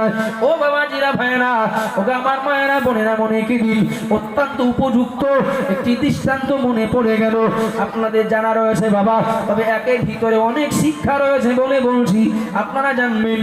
আল্লাহ পাক রব্বুল আলামিন নবী আইয়ুব আলাইহিস সালামকে আল্লাহ অনেক সম্পদের মালিক বানিয়েছিলেন। আইয়ুব নবী অনেক চতুষ্পদ জীবজন্তুর মালিক ছিলেন, আল্লাহ তাকে করেছিলেন। নবী আইয়ুব আলাইহিস সালাম সম্পদ পেলেন আল্লাহর কাছ থেকে, তথা আল্লাহ দিলেন, আবার আল্লাহ ওই সম্পদ আইয়ুব নবীর কাছ থেকে নিয়েও নিলেন। ঠিক বলছি না ভুল বলছি? নবী আইয়ুব আলাইহিস সালাম সম্পদগুলো সব হারালেন, কিন্তু সম্পদ হারালেও ধৈর্য হারাননি। দেওয়ার মালিক যিনি, নেওয়ার মালিক তিনি, দিয়েছিলেন যিনি, নিয়েছেন তিনি। অনেক শিক্ষা আছে। আমরা এই ঘটনাটা হয়তো অনেকে মজাদার ঘটনা হিসাবে নেই, বলতে ভালো লাগবে, শুনতে ভালো লাগবে, কিন্তু বাপ একটু ভেবে, একটু ঠান্ডা ব্রেনে কথাটা, ঘটনাটা নিয়ে যদি একটু মূল্যায়ন করা হয়, ঈমানদারের জন্য প্রচুর শিক্ষা আছে এই ঘটনার ভিতরে। আইয়ুব নবী ধৈর্য হারালেন না, সম্পদ হারালেন, সম্পদ হারিয়েছেন। ভুল বুঝবেন না, ব্যবসা বাণিজ্যের অবস্থা সবসময় তার একরকম হয় না, হয় কি? একটু কথা বলেন না, সবসময় একরকম হয় না। কখনো 10 লাখ টাকার মাল 12 লাখে বিক্রি হয়, আবার কখনো 10 লাখ টাকার মাল কিনে 9 লাখ টাকায় বিক্রি হয়। 2 লাখ যখন লাভ হয় তখন বুক ফুলিয়ে বেড়ায়। ব্যবসা করলে শুধু হয় না, বুঝতে হয়। কথা ঠিক না ভুল? ব্যবসা করলে শুধু হয় না, বুঝতে হয়। যেই লস হয় সব আল্লাহর দোষ দেয়। কথা ঠিক না ভুল? আল্লাহর দোষ দেয়। আপনি দেখেন 1 বিঘা জমিতে 13 বস্তা ধান হয়েছে, চার দোকানে বসে চা খান, এত আকার ইঙ্গিত দিচ্ছেন, কিন্তু কেউ জিজ্ঞাসা করে না ধান কতটা হয়েছে। কিছু কিছু মানুষ আছেন বা ভুল বুঝবেন না, আমি বেয়াদবির জন্য ক্ষমা চেয়ে নিয়েই বলছি। চার দোকানে বসে একটু টলমলো মতো ভাব, ইচ্ছা করে হোক আর সত্যি সত্যি হোক, কেউ জিজ্ঞাসা করে না তো চলছি কেন, কি আবার ঘুম ঘুম হাত বলো না, সেই তাহাজ্জুদের নামাজ পড়ে হাত তো শোয়া হয়নি, তারপরে একটু কোরআন তেলাওয়াত তাসবিহ তেলাওয়াত এসব করতে করতে ফজরের আজান হলো, ফজরের নামাজ পড়ে তারপরে তাসবিহ তাহলিল এটা সেটা করতে করতে ঘুমের ঘাটতি হয়ে গেছে। এই যে টলমলো ভাবটা অনেকে ইচ্ছা করে দেখায়, কেন বলেন? কেউ জিজ্ঞাসা করলে রাত্রে কি করে সেটা বলবো, তাই অবাস্তব কিছু বলছি মনে হয়। বহু টাকার ইঙ্গিত দিচ্ছেন, জিজ্ঞাসা করলো না ধান কিরকম হলো। তো যাক, আগের দিন হাটে দেখা হয়েছে একসঙ্গে, যে লোকটার সে লোকটা জিজ্ঞাসা করলেন কি ব্যাপার, ধান কত কি বিক্রি হলো, কিরকম হলো? পরে সেই 1 বিঘা জমিতে 13 বস্তা ধান হয়েছে। আমাদের অসুবিধা হচ্ছে নাকি? অসুবিধা হচ্ছে? 1 বিঘা জমিতে 13 বস্তা ধান, 1 বিঘা জমিতে 13 বস্তা ধান, পাশাপাশি আলের ও সাইডে আপনার জমি, এ সাইডে আমার, একই দিনে ধান রয়েছি, তেল সার পানি স্প্রে সত্ত্বে একই রকম করলাম, আমার তো 9 বস্তা হলো না। ধান শুধু যদি হয়, জমি একই আর ট্রিটমেন্ট একই হলে হয়, একটু চাষবাস বোঝার ব্যাপার আছে, চাষবাস একটু বুঝতে হয়। যখন 13 বস্তা হয় তখন বলে বুঝতে হয়, আর যেই 8 বস্তা পড়ে না তখন কি বলে? তখন এই অসময়ে শিলাবৃষ্টি দিয়ে, অসময়ে ঝড় দিয়ে, অসময়ে নিম্নচাপটা হয়ে আল্লাহ একদম শেষ করে দিয়েছে। তা নাহলে এবার যা গাছের চেহারা ছিল না, আরো 1/2 বস্তার বেশি ছাড়া কম হতো না। কিন্তু মনে রাখবেন, প্রকৃতপক্ষে ইমানদার যারা, তারা কম হলেও খুশি, বেশি হলেও আল্লাহর শুকরিয়া আদায় করতে অনেকটা এগিয়ে থাকেন। একটু জোরে বলেন না সুবহানাল্লাহ। বেশি হলেও আল্লাহ দিয়েছেন, এতে আমার অহংকার করার কিচ্ছু নেই। ঘাটতি হলেও আল্লাহ তো বলেছেন, আমি আল্লাহ কয়েকটা বিষয়ের পরীক্ষা নেব আমার বান্দাদেরকে, তার ভিতরে একটা সামানত ফসলের ক্ষতি করে দিয়ে পরীক্ষা নেব। হতেও তো পারে এটা আল্লাহর পরীক্ষা। তথা সার কথা হলো এটাই, ইমানদার অত সহজে টলে যায় না, নড়ে যায় না, শক্ত হয়ে দাঁড়িয়ে থাকে। আমাদের মায়েরা মনে কি দিন, মায়েরা বোনেরা মনে কি দিন, নবী আইয়ুব আলাইহিস সালাম তিনি সব সম্পদ গুলোকে হারালেন। আইয়ুব নবী সম্পদ হারা হলেন, কিন্তু ধৈর্য হারা হলেন না, নীতির জায়গা থেকে সরে গেলেন না। বাবা, মাথা গরম হলো না, রাগলেন না, চটলেন না, কোনো উল্টো পাল্টা সিদ্ধান্ত নিলেন না। আইয়ুব নবী সম্পদ হারালেন, এখানেই শেষ নয়, মারাত্মক কুষ্ঠ রোগে আক্রান্ত হলেন। নবী আইয়ুব আলাইহিস সালামের মাথা থেকে পা পর্যন্ত পুরো দেহটা তার রোগে জর্জরিত, পুরো দেহটা তার ক্ষত বিক্ষত। এরপরে আইয়ুব নবী আল্লাহর কাছে দুখানা হাত উঠিয়ে দোয়া চাইতে লাগলেন, আল্লাহ আমি আপনার বান্দা, আমি আপনার নবী আইয়ুব, আল্লাহ আপনার পরীক্ষায় পড়েছি, আল্লাহ আমাকে ধৈর্য ধরার তৌফিক দিন। আল্লাহ সম্পদ চলে গেছে, ধৈর্য হারাই না। আল্লাহ আমি অসুস্থ হয়েছি, আল্লাহ ধৈর্য হারাই না। রব্বুল আলামিন আপনি আমার অবস্থা সব জানেন, সব দেখতে পাচ্ছেন, বুঝতে পারছেন।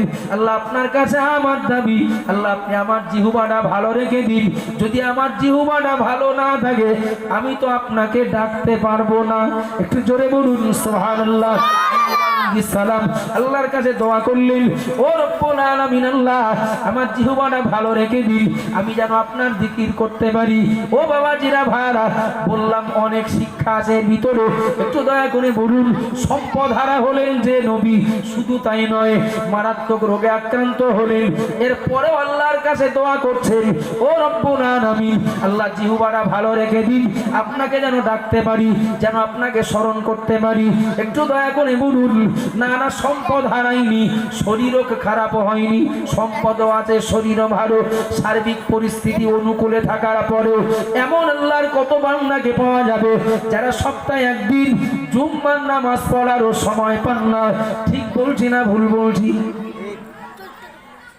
সব নিজের অনুকূলে, এরপরেও সপ্তাহে একদিন জুম্মাও কপালে জোটে না। বাপ, আইয়ুব নবীর শিক্ষা, আইয়ুব নবীর এই চিন্তা ভাবনাটা বা তার বক্তব্যটা, এটা তো আমাদের ঘুমন্ত বিবেকটাকে জাগিয়ে তোলার জন্য একটা উপযুক্ত ডাক।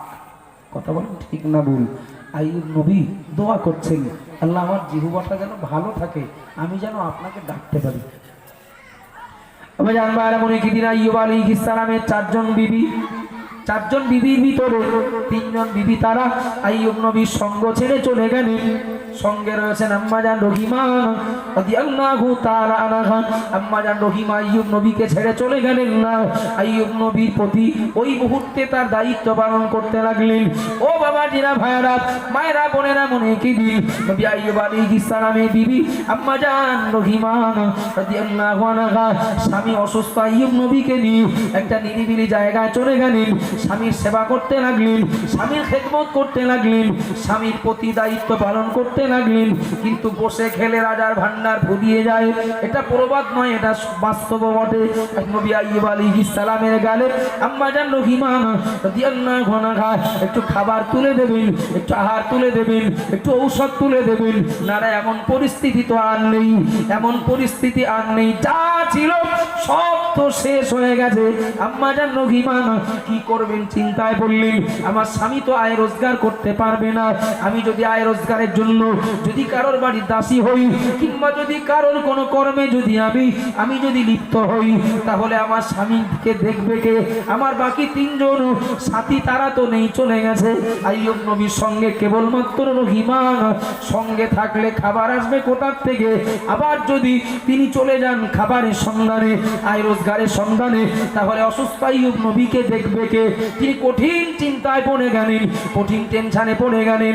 ও আমার আব্বাজান, মায়েরা, শেষ পর্যন্ত আম্মাজান রহিমা রাদিয়াল্লাহু আনহা পরিস্থিতি শিকার হয়ে সিদ্ধান্ত নিয়ে নিলেন, আমি বাড়িতেও থাকবো না, আমি আবার দীর্ঘ সময় ধরে কারোর বাড়িতে কাজও করব না, বরং আমি একটা কাজ করি। আমার স্বামী অসুস্থ, নবী আইয়ুব অসুস্থ, এই অসুস্থতার কথা তুলে ধরে অসহায় পরিবারের জন্য আল্লাহ যাদের দেওয়ার ক্ষমতা দিয়েছেন তাদের কাছে সাহায্য চাওয়ার জন্য বার হই। আম্মাজান সাহায্য নেওয়ার জন্য বাড়ির থেকে বার হলেন। যেটা পাবেন ওটা আইয়ুব নবীর পিছনে খরচ করবেন। আবার এক পরীক্ষা, আবার এক পরীক্ষা। ইবলিস আম্মাজান রহিমার পথ আটকে দিয়েছে। ও রহিমা, কোথায় যাচ্ছ? বলে আমি সাহায্য আনতে যাচ্ছি। তোমার স্বামী আল্লাহর নবী আইয়ুব আলাইহিস সালাম অসুস্থ, তাকে এইভাবে একা ফেলে তুমি চলে যাচ্ছ, তোমার কি একটু খারাপ লাগলো? আল্লাহর নবী আইয়ুবকে কে দেখবে? যদি কোনো প্রয়োজন হয়, যদি কোনো দরকার হয়। এই কথা শুনে কিরকম মনে হচ্ছে? আইয়ুব নবীর খুব প্রিয় লোক না? একটু কথা বলেন। খুব ভালো যুক্তি পরামর্শ দিচ্ছে তো। তুমি এবার চলে আসছো, আর নবী কষ্ট পাবে, কে দেখবে? কোনো প্রয়োজন হলে কে মেটাবে? আম্মাজান রহিমা বললেন, আমার কিছু করার নেই, আমি নিরুপায় হয়ে এই সিদ্ধান্ত নিয়েছি। এটা স্বভাবে নয়, অভাবে, পরিস্থিতির শিকার হয়ে আমি ভিক্ষা করতে বেরিয়েছি। ইবলিস তখন আম্মাজান রহিমাকে একটা মারাত্মক ঘোলে ফেলে দিল, মারাত্মক একটা ধোকায় ফেলে দিল। ও রহিমা, মিথ্যা কথা বলছো কেন? কিছু করার নেই বলছো কেন? কোনো উপায় নেই বলছো কেন? তোমার মাথায় যে চুল আছে কত দাম জানো? তোমার মাথায় যে লম্বা চুল আছে, এক গোছা চুল দিলে কতটা সম্পদ পাওয়া যাবে জানো? এ চুলের কত দাম জানো? আম্মাজান রহিমা এই বলার সাথে সাথে সিদ্ধান্ত নেননি, নিতে একটু দেরি করলেন, ভাবলেন মাথার চুল দেওয়া যাবে কিনা, দেওয়া ঠিক হবে কিনা, যুক্তিযুক্ত হবে কিনা, শরীয়ত সম্মত হবে কিনা। অনেক ভাবনা চিন্তা করে আম্মাজান রহিমা শেষ বেলায় সিদ্ধান্তে পৌঁছাচ্ছেন যে আমার মাথার এক গোছা চুল আমি যাকেই দেই, বিনিময়ে আমি যেটা পাবো ওটা তো আমার স্বামীর পিছনে খরচ করব, আর আমার তো বিকল্প কোনো পথ কোনো উপায় আমার কাছে নেই। সুতরাং আমার রূপ আমার সৌন্দর্য উপভোগ করার মালিক আমার স্বামী ঠিকই, আমি এক গোছা চুল দিয়ে বিনিময় স্বরূপ যেটা পাবো ওটা তো আমার স্বামীকেই দেব। সুতরাং এতে আর অসুবিধা হবে না এই আশা করে, এই মনে করে আম্মাজান রহিমা এক গোছা চুল দিলেন, বিনিময়ে যা সম্পদ পেলেন ওই সম্পদগুলো নিয়ে স্বামীর কাছে তথা আইয়ুব নবীর কাছে পৌঁছানোর আগেই ইবলিস যে হাজির। আবাজান মারা মনে কি দিন, মায়েরা বোনেরা মনে কি দিন, নবী আইয়ুব আলাইহিস সালামের কাছে ইবলিস চলে গেল। ও নবী আইয়ুব, আশ্চর্য ব্যাপার, অবাক ব্যাপার, আপনি আল্লাহর নবী, আবার আল্লাহর অত্যন্ত আদরের নবী, আপনার স্ত্রী এই সর্বনাশ করলো কি করে? কে বলছে? ইবলিস। চিন্তা করেন, আপনি আল্লাহর নবী আর আপনার স্ত্রী এই সর্বনাশ করতে পারলো? আল্লাহকে সাক্ষী রেখে বলবেন, সবসময় নীতি কথা শুধু মুখ দিয়ে বললে হবে না। বাপ অসুস্থ, বাপের রোজগার করার মতো ক্ষমতা নেই, বাপের রোজগার করার মতো সেই শারীরিক কন্ডিশন নেই, ছেলে যা জোগাড় করে আনে রোজগার করে আনে তাতেই মানে বাপের মোটামুটি প্রয়োজন মেটে।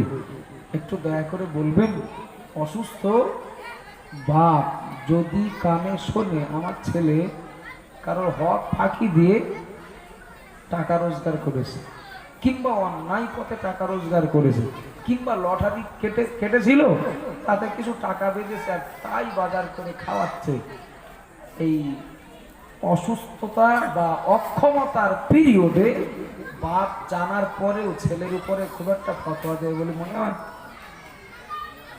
বাস্তবটা বলো কেন বলেন? কারণ হলো এমনি তো আমার রোজগার করার ক্ষমতা নেই, বেশি যদি ছেলে ঘুম ধরতে যায় আমি আর দিলাম না, তা আমার চলবে কি করে? সুতরাং দেখেও অনেক সময় না দেখার ভান করতে হয়, করে থাকেন। কিন্তু আমি বলেছি যত ঝড় হোক ইমানদারকে কোনো ঝড়ে ফেলতে পারবে না। দৃষ্টান্তটা তো আপনার আমার নয়, দৃষ্টান্তটা তো দিয়েছেন স্বয়ং বিশ্ব নবী। একটু জোরে বলেন না সুবহানাল্লাহ। ওরা পরোয়া করে না, ইমানদার পরোয়া করে না কে পাশে থাকবে কে থাকবে না, কে আসবে কে আসবে না, কে দেবে আর কে দেবে না। ইমানদার কখনো ওই পরোয়া করে কখনো অন্যায়ের সঙ্গে আপোষ করে না। আমার আলমারা মনে কি দিন, মায়েরা বোনেরা মনে কি দিন, নবী আইয়ুব আলাইহিস সালামকে ইবলিস যে বলল, ও নবী আইয়ুব, আপনি আল্লাহর একজন নবী আর আপনার স্ত্রী এই সর্বনাশ করলো কি করে? আইয়ুব নবী অবাক হলেন, আমার স্ত্রী রহিমা কি সর্বনাশ করেছে, কি অন্যায় করেছে? আইয়ুব আলাইহিস সালাম জিজ্ঞাসা করলেন। ইবলিস তখন বলল, ও নবী আইয়ুব, আপনার স্ত্রী একজনের বাড়ি চুরি করতে গিয়েছিলেন, বাড়িওয়ালা ধরে ফেলে শাস্তি স্বরূপ মাথার থেকে এক গোছা চুল কেটে নিয়েছে। আমি জানি আমার কথা বিশ্বাস নাও হতে পারে, মাথার চুল কাটা আছে কিনা দেখলি বোঝা যাবে। কঠিন পরীক্ষা, একটু কথা বলেন না, কঠিন পরীক্ষা কেন বলেননি? চুল কাটা আছে কিনা দেখলে তো বোঝা যাবে। সুতরাং প্রমাণ যখন ইবলিস দিয়ে দিচ্ছে, আইয়ুব আলাইহিস সালাম পরীক্ষার ভিতরে, আম্মাজান রহিমা পরীক্ষার ভিতরে, ইবলিস মরে গেছে না বেঁচে আছে বলে মনে হয় কেন? একটু কথা বলুন না। ইবলিস বিশ্বাস করুন, মানুষ ধর্ম হারা, আল্লাহ ভোলা এবং জাহান্নামমুখী হওয়ার সব থেকে বড় অক্সিজেন পায় ইবলিসের কাছ থেকে। কথা ঠিক না ভুল? মানুষ ধর্মহারা হয়, অন্যায় কাজে লিপ্ত হয়, ভালো কাজ থেকে নিজেকে দূরে সরিয়ে ফেলে, একটা বড় চক্র সেটা ইবলিসের। সুতরাং এটাও আমাদের চিনে রাখার দরকার যে ইবলিস সে কিন্তু আইয়ুব নবীকে, আম্মাজান রহিমাকে ধোঁকা দিয়ে বলে মরে যায়নি, বেঁচে আছে এখনো। ও আমাদেরও ধোঁকা দেবে প্রতি মুহূর্তে, আমাদেরও যখন তখন ঘোল খাওয়াবে। এটা আমাদের মনে রাখলে তার ধোঁকা থেকে বাঁচতে সহজ হবে, সুবিধা হবে। ঈসা নবী রাস্তা দিয়ে যাচ্ছেন, যেতে যেতে দেখলেন ইবলিস একটা গাছের গোড়ায় হেলান দিয়ে ঘুমোচ্ছে। কে ঘুমাচ্ছে? ইবলিস। ঈসা নবী আজ থেকে কম বেশি 2000 বছর আগে ঈসা নবী ইবলিসকে দেখে বললেন, এই ইবলিস, তুই তো আল্লাহর কাছে প্রতিশ্রুতিবদ্ধ যে আদমের জন্য আমার ধ্বংস, আমিও দেখে নেব ওই আদম এবং তার সন্তানেরা কি করে জান্নাতে যায়। তুই ঘুমোচ্ছিস, তোর কাজ করবে কি? ইবলিস তখন বলছে, নবী ঈসা, আমারও কথা মনে আছে, আর আমি ও চিন্তা করেই ঘুমোচ্ছি। কত বোঝা যাচ্ছে কি? আমি ও চিন্তা করেই ঘুমাচ্ছি। তার মানে আমার যে কি পরিমাণে ভক্ত বেড়ে গেছে, ওরাই আমার কাজ করে দিচ্ছে, তাই আমি একটু জিরিয়ে নিচ্ছি। সুসংবাদ তো নাকি? এটা সুসংবাদ না দুঃসংবাদ? বলেন না নাউজুবিল্লাহ। আমার যা ভক্ত বেড়েছে, ওরাই আমার কাজ করে দিচ্ছে। কখনো ওদের কাছে আমি লজ্জাও পাচ্ছি, মানে আমার ছাপিয়ে যাচ্ছে আর কি। তো ওরা আমার কাজ করে দিচ্ছে, কর্মচারী কাজ করছে, মালিক বিশ্রাম নিচ্ছে। 2000 বছর আগে ইবলিস যদি বলে আমার প্রচুর কর্মচারীরা আমার ডিউটি পালন করে দিচ্ছে, তবে পেরিয়ে গেল 2000 বছর, ইবলিসের কর্মচারী বেড়েছে না কমেছে? বেড়েছে না? এটা তো আমাদের মনে রাখার দরকার তো নাকি? মনে না রাখলে সমস্যায় পড়তে হবে, অসুবিধায় পড়তে হবে। আবার এমন একদিন আগের কথা আপন জায়গায় থাক, আমি খেয়াল রাখবো বা মনে রাখবো, অত্যন্ত শিক্ষণীয়। আরো একটা কথা মনে পড়ে গেল, তাই বলি, খেয়াল করুন বাবা। প্রিয় নবী মুহাম্মদ রাসূলুল্লাহ সাল্লাল্লাহু আলাইহি ওয়াসাল্লাম, নবী আমার ঈসা নবীর পরেই তো দুনিয়ায় এসেছিলেন, তথা ঈসা নবীর পরের নবী আমাদের নবী মুহাম্মদ রাসূলুল্লাহ সাল্লাল্লাহু আলাইহি ওয়াসাল্লাম। ও আমার আব্বাজান মায়েরা, মনে রেখে দিন, চলছে পবিত্র রবিউল আউয়াল মাস, সম্ভবত আজকের 1 তারিখ। প্রিয় নবী আজ থেকে 1500 বছর আগে তিনি দুনিয়াতে জীবিত ছিলেন, দুনিয়াতে জীবিত ছিলেন বাবা। নবী আমার কোনো একদিন সাহাবায়ে কেরামদেরকে নিয়ে জান্নাতুল বাকির পাশ দিয়ে কোনো এক জায়গায় যাচ্ছিলেন। ও বাবা জিরা ভাইরা, ও আমার মায়েরা বোনেরা, মনে রেখে দিন, জান্নাতুল বাকির পাশ দিয়ে সাহাবায়ে কেরামদেরকে নিয়ে নবী আমার এগিয়ে যাচ্ছিলেন।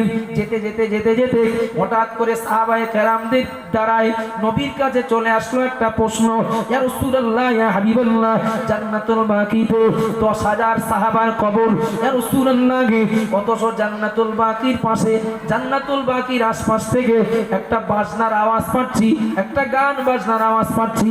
ইয়া রাসূলুল্লাহ, যেখানে 10,000 সাহাবার কবর, সেই জান্নাতুল বাকির পাশ দিয়ে আবার বাজনার আওয়াজ আসছে কেন? কে বাজাচ্ছে? কোথায় বাজছে? প্রিয় নবী মুহাম্মদ রাসূলুল্লাহ সাল্লাল্লাহু আলাইহি ওয়াসাল্লাম নবী আমার যা সাহাবাদেরকে জানিয়ে দিলেন, ও আমার সাহাবায়ে কেরামেরা, এই বাজনা কোনো মানুষ বাজাচ্ছে না, এই বাজনা ইবলিস বাজাচ্ছে। ইবলিস বাজাচ্ছে কেন? মুয়াজ্জিন সাহেব আজান দেন যখন, মুসল্লিরা বোঝেন মসজিদে যেতে হবে, আর ইবলিসের মুয়াজ্জিন হলো বাজনা, গান বাজনা ইত্যাদি, ঢোল তবলার আওয়াজ। ইবলিস এবার বার হচ্ছে, তো বাজনা বাজি ওর লোকগুলোকে সজাগ করছে। আমি বলে আসছি, হুজুর ইবলিস বাজনা বাজাচ্ছে, সেই বাজনা নিজেরা শুনতে পাচ্ছি, মানে কাছাকাছি আছে বলে মনে হচ্ছে, কাছাকাছি আছে। হুজুর ইবলিস আমাদের কখনোই ভালো চাইবে না, ভালো করবে না, করতে দেবে না, সর্বক্ষণ আমাদের বিপদগামী করবে। কোরআন আমাদের বারবার সতর্ক করেছে, আপনি বারবার সতর্ক করেছেন, ইবলিস থেকে সাবধান, ও কিন্তু সর্বক্ষণ ক্ষতি করার জন্য ব্যস্ত। হুজুর ইবলিসের একটু দেখা হলো না কোনোদিন জিনিসটা কিরকম? ইবলিস যে বাজনা বাজাচ্ছে, আর তার বাজানো বাজনা যখন আমরা শুনতে পাচ্ছি, মনে হয় কাছাকাছি আছে, এই সুযোগে কিন্তু দেখে নেওয়া যাবে, তাহলে ওর থেকে বাঁচতে একটু সুবিধা হবে, সহজ হবে। নবী বললেন, আমি যদি ডাকি ও আসতে পারে, আসবে, চোর হলে কি আর বংশ ভালো, আমি যদি ডাকি আসবে। হুজুর একটু বলেন না, হুজুর একটু ডাকেন না, এই ওকে দেখে রাখলে তাহলে আমার ওর থেকে বাঁচতে সুবিধা হবে। নবী ডাকলেন ইবলিসকে, এই ইবলিস, আমার সাহাবারা তোর একটু দেখতে দিকায়। বলার সাথে সাথে ইবলিস এসে হাজির। ইবলিসের ঠিক বেশটা এইরকম ছিল, মাথায় ছিল এক টুপি, ইবলিসের হাতে ছিল একটা বাজনা, ইবলিসের কোমরে ছিল একটা বেল্ট, আর ওই বেল্টের অনেকটা ছিদ্র করা। সাহাবার একবার মাথায়, একবার হাতে, একবার কোমরের দিকে দেখেন, কিছু জিজ্ঞাসা করবেন সাহস পাচ্ছেন না। নবীকে বললেন, হুজুর হলোদার ইবলিস মাথায় টুপি কেন? কারণ কেউ টুপি মাথায় দিয়ে সভা শুনতে যাবে, কেউ টুপি মাথায় দিয়ে মসজিদে নামাজ পড়তে যাবে, ও তো টুপি খুলে অন্যদিকে পাঠাবো, আর ও নিজে করলো। আবার হাতে বাজনা, কোমরে আবার বেল্ট, অনেকটা ছিদ্র। হুজুর কারণগুলো যদি জানতে পারি তাহলে আমাদের আরেকটু উপকার হবে, আরেকটু উপকার হবে। কিছু মানুষ রয়েছে ভালো কাজ করলে বিশ্বাস হয় না, কথা ঠিক না? মানে এমন এত পরিমাণে মানুষকে ধোঁকা দিয়েছে, ভালো কাজ করলেও বিশ্বাস হয় না, না ও ভালো কাজ করতেই পারে না, এর ভিতরে কোনো কিছু একটা ব্যাপার আছে। কথা বলেন ঠিক না ভুল? হয়, কিন্তু এ প্রসঙ্গে বললে আবার বাড়বে অনেক। তো ইবলিস তো টুপি পরে না, বরং ও চেষ্টা করে কেউ যাতে না পড়ে, বা পড়লে ধোকা দিয়ে খুলে ফেলানোর চেষ্টা করে। হুজুর নিজে পড়লো, হাতে বাজনা রাখলো, কোমরে বেল্ট অনেকটা ছিদ্র রাখলো। কারণগুলো জানতে পারলে আমাদের আরেকটু উপকার হবে।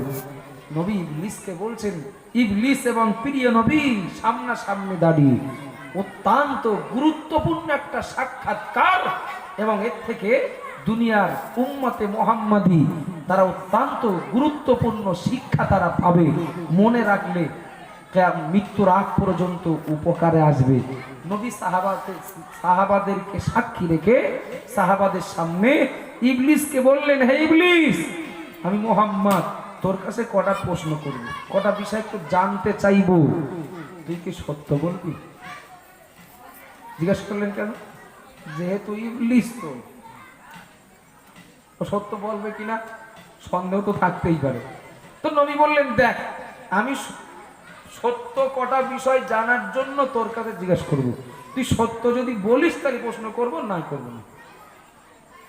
ইবলিস বলল, মুহাম্মদ আমি আপনার সাথে বেয়াদবি করব না। সুবহানাল্লাহ বলতে একটু খুশি হয়ে বলেন না সুবহানাল্লাহ। আপনার সাথে বেয়াদবি করব না, আপনি যা জিজ্ঞাসা করবেন সব সত্য বলে দেবো, তাই আমার লস হয় হবে। আরে তুই মাথায় টুপি পরলি কেন রে? মুহাম্মদ এই টুপিটা সুন্নতি টুপি নয়, আল্লাহকে আপনাকে খুশি করার জন্য নয়। এই টুপিটা হলো দুনিয়াদারির টুপি। যে মানুষগুলো দুনিয়ার প্রতি আকৃষ্ট হয়ে পরকাল ভোলা হয়ে যায়, কবর, হাসর, মিজান, সিরাত, হিসাব নিকাশ, জান্নাত, জাহান্নাম এগুলো সব ভুলে গিয়ে শুধুমাত্র দুনিয়া নিয়েই ব্যস্ত থাকে যারা, আমি এই টুপিটা ওদের মাথায় পরাই, বিরাট কাজ হয়, ওরা আর পরকাল মোটেও দেখতে পায় না। আবার দিন নবী জিজ্ঞাসা করলেন, এই বলে সত্য কথা বলতো নাকি, তোর হাতের এই বাজনাটা দিয়ে কি করিস? ইবলিস বলল, মুহাম্মদ এই বাজনা দিয়ে আমি একটা কাজ করি, এর তো অবশ্যই কাজ রয়েছে। এই ইবলিস বল বাজনার কাজ কি? ইবলিস বলল, মুহাম্মদ দুই পক্ষ যখন ঝামেলা করে, হতে পারে দুই বাপ বেটা, দুই ভাই, দুই প্রতিবেশী, দুই পাড়ার লোক, দুই পার্টির লোক, দুই পক্ষ যখন ঝামেলা করে, আমি দুই পক্ষের মাঝখানে এই বাজনাটা নিয়ে দাঁড়িয়ে যাও। যত ভালো বাজাতে পারি মারপিট তত ভালো হয়। নবী আবার জিজ্ঞাসা করলেন, এই ইবলিস তোর কোমরের বেল্টের এতটা ছিদ্র করা কেন বল? ইবলিস পরিষ্কার বলেছিল, মুহাম্মদ কোমরের বেল্টের এতটা ছিদ্র, এগুলো ছিদ্র শুধু নয়, এগুলো সব একটা একটা রাস্তা। ও মুহাম্মদ আমি প্রতিজ্ঞা করেছি আদম সন্তানদেরকে জান্নাতে যেতে দেব না, ওদেরকে আমি যেমন ধ্বংস হয়েছি ওদেরকেও ধ্বংস করব। তো সবাই তো এক পথে আসবে না, যে যে পথে আসবে তাকে সেই পথে নিয়ে আসবো, তাই অনেকটা রাস্তা করে রেখেছি। ছিদ্রগুলো সব একটা একটা রাস্তা, যেমন প্যাসেঞ্জার যেমন গাড়ি, রাস্তা সেই রকম। এক কাপ চা দিলে আসবে, তো ওর পিছনে 10 টাকা খরচ করবো না? তো 10 টাকা খরচ করলে আসবে, তো 100 টাকার নোট ভাঙানোর দরকার নেই। তথা যে যেমন তাকে আনার জন্য তেমন রাস্তা করে রেখেছি মোহাম্মদ। এগুলো আল্লাহর বান্দা বান্দিদিগকে ধোঁকা দিয়ে আমার দিকে এনে জাহান্নামায় পাঠাবো। এই ছিদ্রগুলো সব রাস্তা। এগুলো সুসংবাদ না দুঃসংবাদ? দুঃসংবাদ। তো অবাক হবেন, আশ্চর্য হবেন। আবার বিষয়টা বলা যায় খানিকটা মজার ব্যাপার, আবার খুবই শিক্ষণীয়। নবী আচমকা জিজ্ঞাসা করলেন, এই অনেক রাস্তা তো করে রাখলি, আল্লাহর বান্দা বান্দিদেরকে সব পথভ্রষ্ট করবি, তোর দিকে নিয়ে যাবি, জাহান্নামায় পাঠাবি, আমার জন্য কোনো পরিকল্পনা আছে? তথা তুই কি আমার পিছনে কোনো চক্রান্ত করিস? আমার পিছনে কি কোনো ষড়যন্ত্র করিস? আপনাদের অসুবিধা হচ্ছে না? আমার পিছনে কোনো ষড়যন্ত্র? ইবলিস বলল, মোহাম্মদ দেখেন, লজ্জা শরমের কোনো ব্যাপার না, আর আমি আগেই বলেছি মিথ্যা বলবো না। আপনার পিছনে ষড়যন্ত্র খুব করেছিলাম, কিন্তু সুবিধা করতে পারিনি। একটু মহাব্বত করে বলেন না। অনেক ষড়যন্ত্র করেছিলাম, আমি একা পারিনি।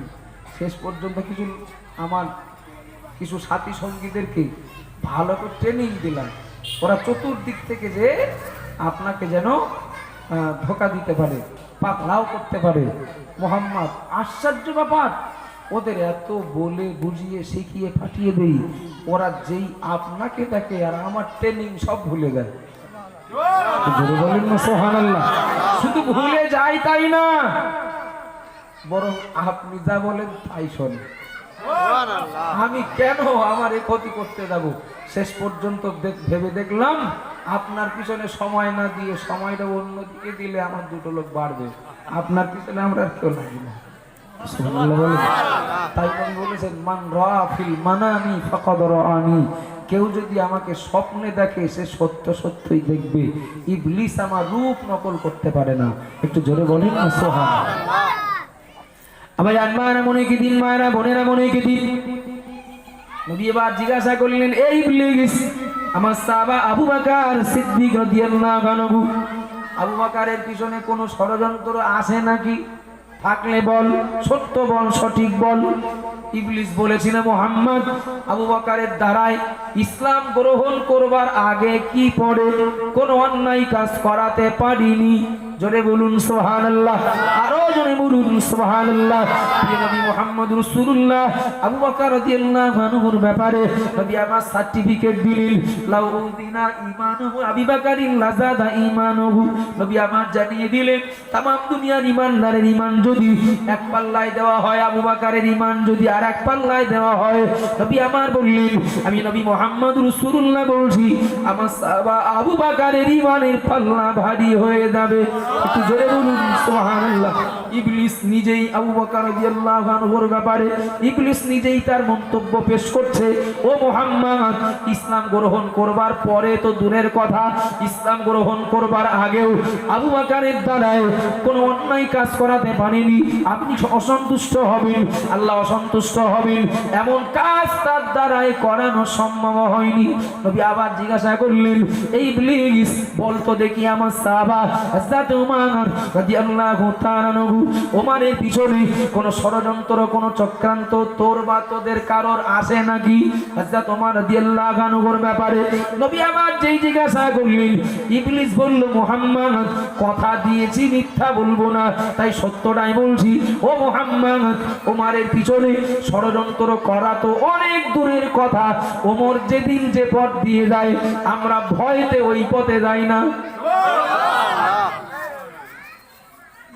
ওমরকে এত ভয় পায়, ওমর যেদিন যে পথে, আমি কেন, আমার কেউ ওই দিন ওই পথে যেতে ভয় পায়।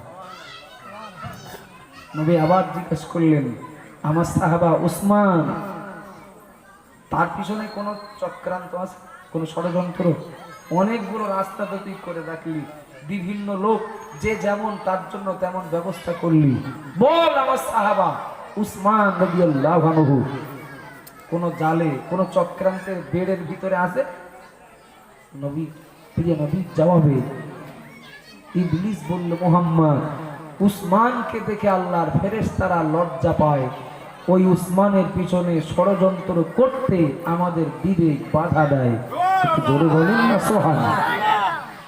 নবী আবার জিজ্ঞাসা করলেন, আমার সাহাবা হযরত আলী রাদিয়াল্লাহু আনহু, আলীর পিছনে কোনো ষড়যন্ত্র আছে নাকি?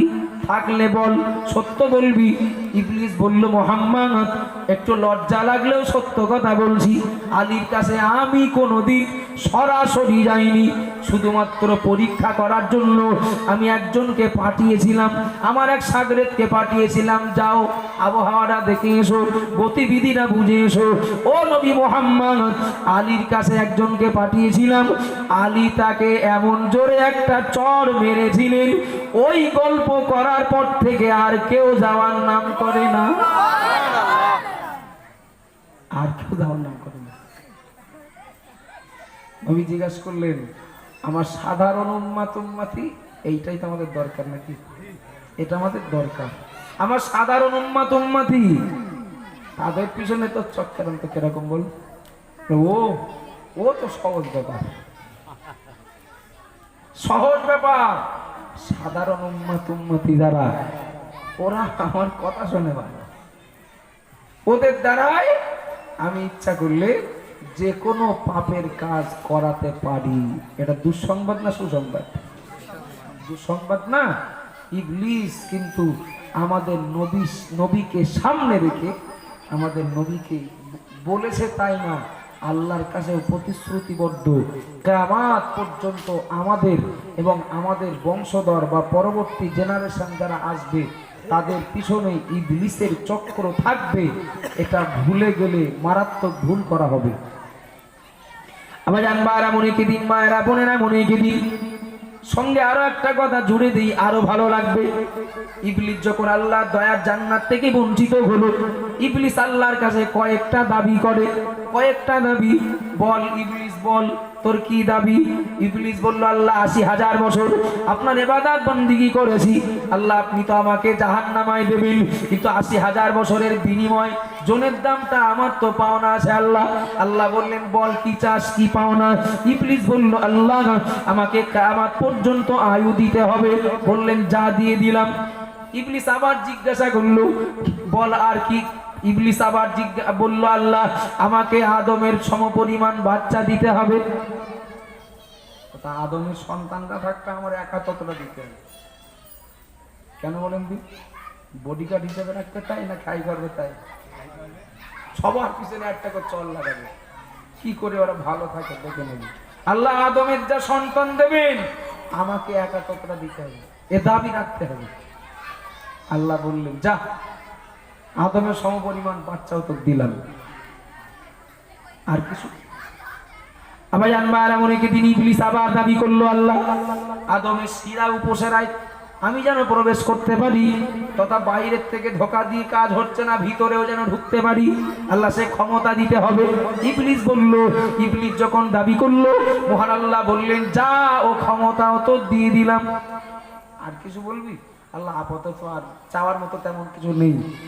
ও আবার আব্বাজান মারা মনে কে দি, আল্লাহ পাক ইবলিসকে ওই সময় শুনিয়ে দিলেন, এ ইবলিস, তুই আমার কাছ থেকে যা চেয়ে নিলি সব আমার বান্দা বান্দীদের ক্ষতি করার জন্য। আল্লাহ তো জানেন তাদেরকে বিপদগামী করবি, ধর্মহারা করবি, তাদেরকে মসজিদ থেকে দূরে রাখবি, তাদেরকে অন্যায় কাজে লিপ্ত করাবি। এই ইবলিস, তোর চাওয়া পাওয়ার ভিতরে সব তো পরিষ্কার, আমার বান্দা বান্দীদেরকে তুই ধ্বংস করবি। তো মনে রেখে দে, তোর ধোকায় পড়ে, তোর চক্রান্তে পড়ে, ষড়যন্ত্রে পড়ে আমার বান্দা বান্দি যারা, আমার বান্দা বান্দি যারা, তারা যতই পাপ করুক না কেন, একবার যেই বলবে আল্লাহ ভুল করেছি, সেই মাফ করে দেব। বলেন না, না রে তাকবীর। তার মানে তুই পাপ করাবি তো আমার কাছে একবার ক্ষমা চাইবে, আমি মাফ করে দেবো। ইবলিসের রাগ হবে না? হবে না? রাগ হবে তো। তাহলে আমার এত খাটাখাটি করলাম কি? 4 নম্বর ইবলিস এবার আর একটা দাবি করছে, আল্লাহ আমার আর একটা দাবি। কি দাবি? ইবলিস বলল, আল্লাহ ওরা যখন মাপ চাইবে তখন মাপ করলে হবে না। ওরা যখন মাপ চাইবে মাপ করলে হবে না। আল্লাহ বললেন, তোর এই দাবি আমি আল্লাহ মানতে পারলাম না। মহব্বত করে বলেন, আল্লাহর কাছে ইবলিস প্রতিশ্রুতিবদ্ধ, আপনার বান্দা বান্দীদের বিপদ আমি করব। আল্লাহ ইবলিসের কাছে প্রতিশ্রুতিবদ্ধ, ওরা তোর ধোকায় পড়ে পাপ করে আমার কাছে মাপ চাইলে মাপ করে দেব। ইবলিস বলল আল্লাহ আর একটা দাবি মাপ করলে হবে না। আল্লাহ রাখলেন না। ইবলিসের জেদ বাড়বে না কমবে? বাড়বে তো। তাই তো সব সর্বনাশ হয়ে যাবে যদি ক্ষমা চায়, যদি ক্ষমা একবার চেয়ে নেয়, যদি একবার বলে ফেলে আল্লাহ ভুল করে ফেলেছি, তাহলে আমার খাটাখাটনি সব বেকার হয়ে যাবে। ইবলিস এবার জোরালো জেদ ধরলো, ওরা শুধু পাপ করবে বা পাপ করাবো, শুধু ওই পর্যন্ত শেষ না, ক্ষমা যাতে না চায় সে ব্যবস্থা করতে হবে। ক্ষমা চাইলেই তো ক্ষমা পেয়ে যাবে, মাপ চাইলেই তো মাপ পেয়ে যাবে। সুতরাং পাপ যেমন করাতে হবে, ওই পাপের উপরে প্রতিষ্ঠিত রাখতে হবে, ক্ষমা চাওয়ার মানসিকতাটাও দূর করতে হবে। ইবলিসের এ প্রচেষ্টা কিছুটা হলেও সফল হয়েছে না হয়নি? সমাজের মাটিতে কত মানুষ রয়েছে ভুরি ভুরি, দেখবেন যারা জুম্মার নামাজও পড়ে না, এর পরেও বলে মন ঠিক আছে। বলে না? বলে না? জুম্মার নামাজও পড়েন না, বলেন আমার দোষ কি? ইমাম সাহেব তার বাড়ি খাবেন না, হুজুর তার বাড়ি খাবেন না, কলমা খানিতে মহল্লার মুসল্লিদের দাওয়াত, একটু নামাজি মুসল্লি, একটু তাকওয়াপন্থী মানুষগুলো তার বাড়িতে তাবারও গ্রহণ করবেন না। লোকটা অভিযোগ করেছেন, লোকটা জুম্মার দিন সালিশ ডেকেছেন, ওই লোকগুলো আমার বাড়ি খায়নি কেন, আমার দোষটা কি দেখাতে হবে? লোকটা একাধিক প্রকাশ্য অপরাধের সঙ্গে যুক্ত, নিজের দোষ খুঁজে পাচ্ছে না। ইবলিস পড়িয়েছে না পড়াইনি? নামাজ পড়িস না, তাই তোর মন কেন ভালো থাকিস না? একটু সুদ খাস না, একটু গান বাজনা শুনিস না, একটু লটারি কাটিস মাঝে মধ্যে, খবরদার যেন অন্যায় স্বীকার করবি। কেন জানে অন্যায় স্বীকার করলে আমার লস, আল্লাহ মাফ করে দেবে। সুতরাং ইবলিসের এই প্রচেষ্টা একেবারে বেকার হয়নি, একেবারে বৃথা হয়নি। ইবলিসের এ ধোকায়, ইবলিসের এ ঘোলে বাবু আমার আপনার মতো বহু মানুষ তারা পড়ে আছে।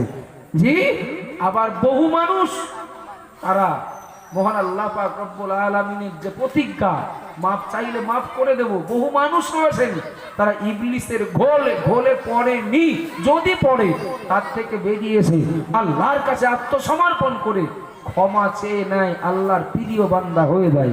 একটু জোরে বলেন না সুবহানাল্লাহ।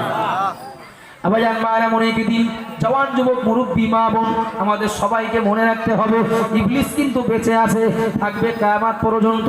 প্রতি মুহূর্তে আমাদের দ্বারায় পাপের কাজ করানোর জন্য সে উদ্বুদ্ধ, সর্বক্ষণের জন্য সে ব্যস্ত। ও আমার আব্বাজান মায়েরা, ইবলিস চলে গেল আইয়ুব নবীর কাছে। ও নবী আইয়ুব, আপনি একজন আল্লাহর নবী, আর আপনার স্ত্রী এই সর্বনাশ করলো কি করে? আইয়ুব নবী জিজ্ঞাসা করলেন, আমার স্ত্রী কি সর্বনাশ করেছে? ও নবী আইয়ুব, একজনের বাড়ি আপনার স্ত্রী রহিমা চুরি করতে যে ধরা পড়েছে, বাড়িওয়ালারা মাথার চুল কেটে নিয়েছেন। বিশ্বাস না হলে চুল কাটা আছে কিনা দেখলে বোঝা যাবে। নবী আইয়ুব আলাইহিস সালাম খেজুর গাছের মতো মজবুত, খেজুর গাছের মতো শক্তপোক্ত হয়ে কঠিন সিদ্ধান্তে তিনি মজবুত হলেন।